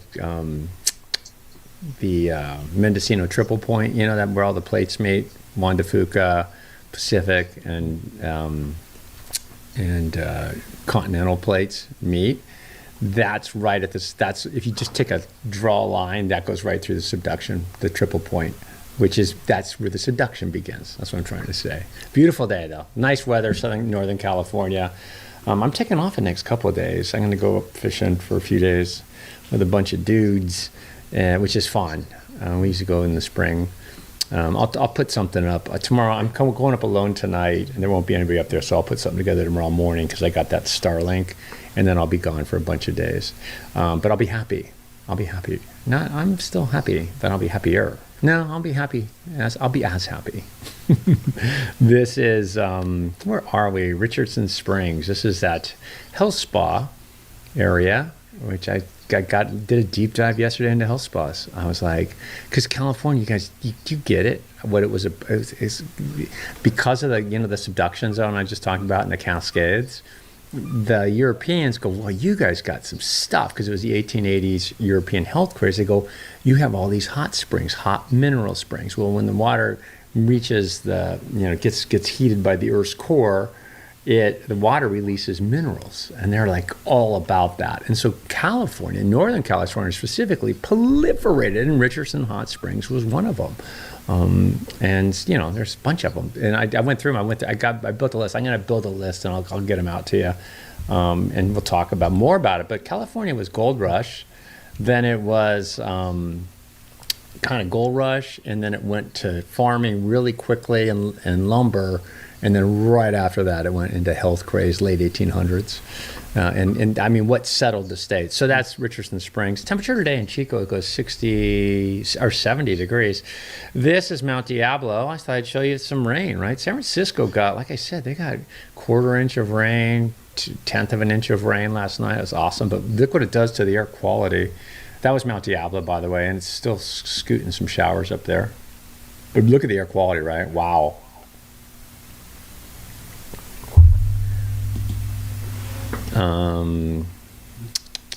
Where are we?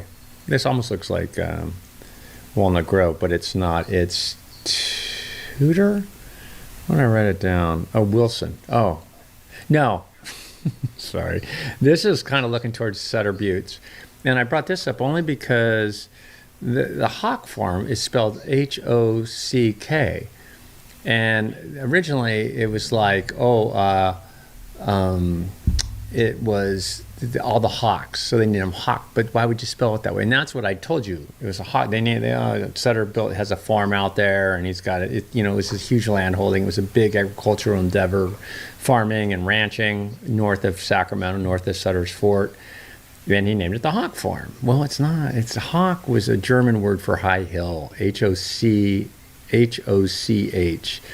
And so I thought, okay, I got to get that. I felt bad because I told you it was Hawk, HAWK, and I think that was a ChatGPT incorrect thing. Or one of them's right. I think I would go with Hawk because he is a German Swiss. He was a Swiss guy. HOCH or HOCK, not HA. Anyway, okay. San Luis Reservoir, big one. Here's another story. San Luis Reservoir. And this is another one. I didn't know this. So when I go, hey, listen, Oroville and Shasta are the two largest surface reservoirs in California. That is no longer true. It goes Lake Shasta, and then it goes San Luis Reservoir, and then it goes Oroville. Why'd that happen? Because when they had the Oroville Dam spillway issue, that created a situation where Oroville Dam can't hold as much water. So it went down below, it's behind this San Luis Reservoir, which I didn't know. San Luis Reservoir was built in '67, California Department of Water Resources and the U.S. Bureau of Reclamation. So both those guys, and basically they plumbed the whole valley, both those folks, for better or worse. It's one of the largest earth-filled dams in the U.S., along with Oroville Dam, and it's storage for the California Aqueduct. So they pump. There's no river that comes into this. They pump water from the California Aqueduct into this system, and then they feed it back into the aqueduct when they need more water, perhaps in the summer. California Aqueduct storage, second largest pumped water, not fed directly by a reservoir. All right, so Shasta, Oroville,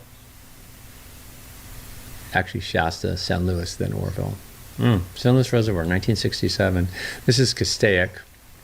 I thought this was interesting too. We'll do it quickly, but this is where the water battery is, right? So this is, I know this is kind of weird, but so this is the area we're looking at, kind of, going up towards, Magic Mountain.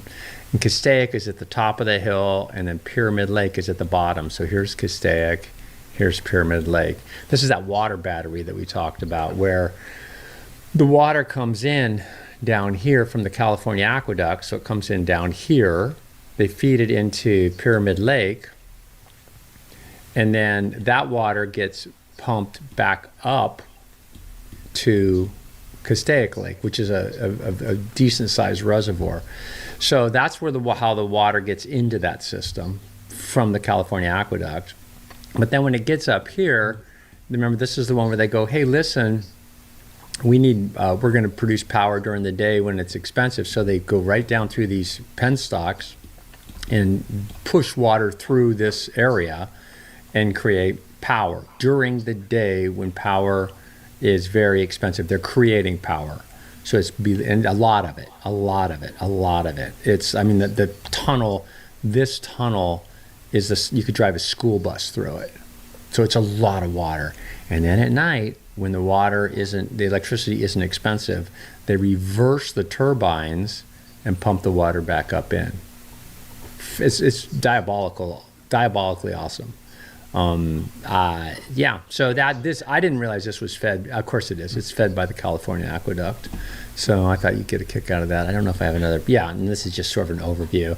So Pyramid Lake to Castaic, and then Castaic pumps the water. You pump the water back uphill and then do it again. Does that make sense? Yeah. So very interesting, very innovative. And then air quality for the Fresno area, Bakersfield area looks pretty good. California, you guys, it's been engineered more than any place. At least this is what I have read. It's like what I just described. It's been engineered, like San Luis Reservoir, Castaic, Pyramid Lake, all that. It's been engineered more than any other place, I believe, on the planet Earth. And if you can check me on that, that was the last check. But I was wrong on Oroville. I thought Oroville was, and it is technically the second largest surface reservoir, except it can't hold as much since the spillway thing. And that spillway thing, this is Santa Barbara. Santa Barbara today is going to go 63. That spillway thing, I got to tell you, we haven't talked about that, but I was working TV back then, and I grew up, I watched them build that dam. And I got to tell you, man, that was that in my 38 years, 40 some years of meteorology and being in this state, that was the scariest thing I've ever seen, was watching that in real time, because I knew what was happening. I watched him build that. My dad told me, he goes, because it was built with fill, right? The dam was, but so was the overflow. And he goes, if that ever happens, there's going to be an undercutting. And there was. And that when that was in real time, when that was happening, it was, I mean, you don't even get it. I mean, I don't even get it, how much water comes out of that dam if it fails. And it was not imminent failure, but it could have failed. That is stunning to me. Remember how many many tens of thousands of people were evacuated? So infrastructure is a big deal, right? What was I just thinking about that too? I mean, all of our infrastructure stuff, you gotta take care of it. It's old now, right? It's old stuff. Anyway, that literally, in terms of Irwin Allen disaster movie, that was the closest. That was like crazy. Okay, so this is Pasadena. Beautiful. They get a lot of water from the California Aqueduct down here, don't they? And they also get water from the Colorado River, Hoover Dam, and Glen Canyon. This is the air quality today. It's awesome, really awesome air quality in LA. This pattern, right? Well, you know why? Because of this. There's no way there's no ridge of high. Up north, there's a ridge up in here, a big ridge, but down here, this is all, and there's no inversion to be found, not really. So this area is unsettled, and then this area there is for sure an inversion, and there's sure, and you know, like I said, they've been having extremely well above average temperatures in. Above average temperatures in Seattle. So this is UC San Diego. I love that shot. San Diego's awesome, really is. I don't know how I'd make a living down there. I don't have to anymore, but when I was young, my boy wants to move down there. I'm like, yeah. Well, I mean, there's aerospace and stuff. These are the highs for today. Looks nice, doesn't it? Watch what happens tomorrow. These are the highs for tomorrow. Pops up pretty nicely. Then you notice Redding, warmer than Bakersfield by a few degrees. Even Redding as warm as Victorville, Daggett. So that northern area really getting popped with some heat. And then this is just a different look at ours. And here's the big ridge of high pressure. Here's the jet stream, northern jet. Here's the southern jet. And where the two meet here, it's game on, right, in this area. And that's what we're seeing. And you'll see that in terms of watches and warnings. This is out towards Colorado. Freeze warnings here, but these are winter storm warnings. It'll last for a little bit longer. Start getting listen, remember when we talked about this whole area hurting for snow water equivalent. Like it's just not happening. It's too late and it's year number, like they're saying it's been like 2 decades of below average moisture activity in this zone. And of course they are connected to our irrigation stuff for this part of California, right? And obviously Vegas and everybody else. So interesting times. I feel like we're kicking the can down the road sometimes with this. This is Ocean Beach. Looks pretty good. It's good size. It's like 5 foot now, 4 or 5 foot. Okay.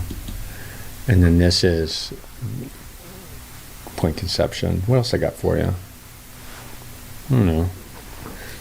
Yeah, stoked. I'm going fishing for a few days. That's always good. I'm kind of bummed though, because where I'm going, it's like tons of rattlesnakes, which I don't mind. You get used to them, but it's when it warms up, which is going to warm up this week, and that's especially this time of year when it gets hot. Boom.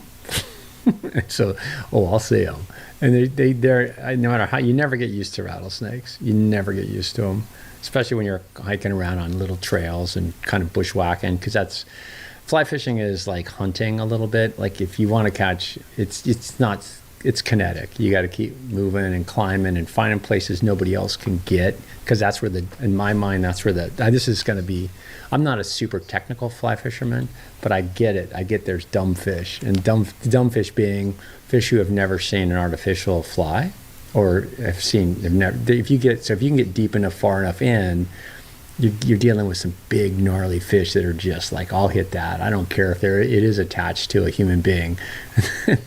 And so that's my strategy. But when the weather warms up in these canyons, Oroville and up around McLeod and Pitt River, snakes come out, man. This is the time of year. It's ironic because this is when the fishing gets good. You know what else is? It's also like this is Carlsbad. It's also like Lake Tahoe. It's a little bit like surfing, because surfing gets really good in San Francisco in late September, October, November. Oh, that's when the seals are pupping, and that's when the white sharks come in. So it's sort of like this weird thing. It's like, could it just not? And the same thing with the rattlesnakes. Does it all have to coincide? This is Lake Tahoe. This is the north side of the lake. A beautiful day. And so they'll get into the mid 40s today. I think this is Boreal Ridge.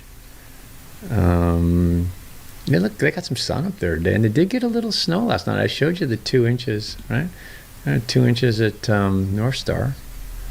And then we've got eagles to talk about. Now, at first, I worried a little bit when I was like, because you kind of got, I get really, when I pulled this picture up, I got concerned, because I go, oh no. But then say, right, thank you. Look how big they're getting. Oh my God. But you worry because it's volatile, man. Like they're not, the odds are kind of stacked against them. They're going to be fine this year, but they got a little weather there too. And by the way, they will get a little weather. They're going to maybe get a little snow on them as we go into tonight and tomorrow morning, late tonight, early tomorrow morning. But they're getting big enough, and I noticed their feathers are coming in. They're literally like in a day or two, their feathers come in. So it's awesome. God, Mom, right? How are you not in awe of her? Like, she is awesome. So anyway, can't really. But anyway, I pulled that up earlier, and I was like, oh no, I hope somebody didn't have a rough night and perish. Nature, man. And then this is Venice Beach. Panel van. That's a pretty color. I like that color. Like burnt orange. I'm sort of colorblind, but I would tell them that I like that color. And there's the chair. I might just go get that for Pam for Mother's Day. She will. She's like, she would not have it. Oh, look, honey, I got you this awesome chair. It's kind of spiritual. You could think of, right? There's a lot of hijinks you could do with that chair.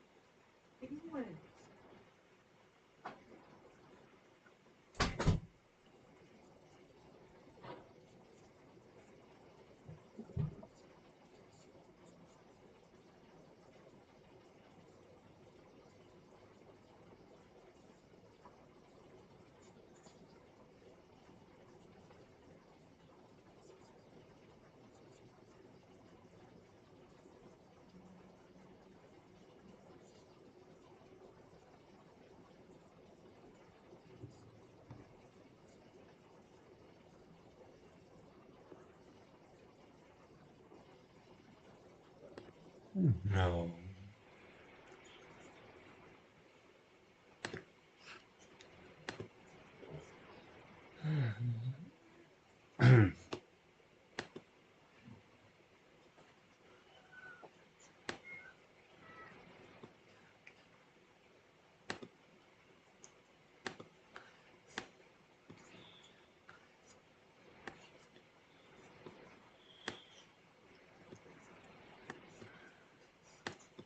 That's not good.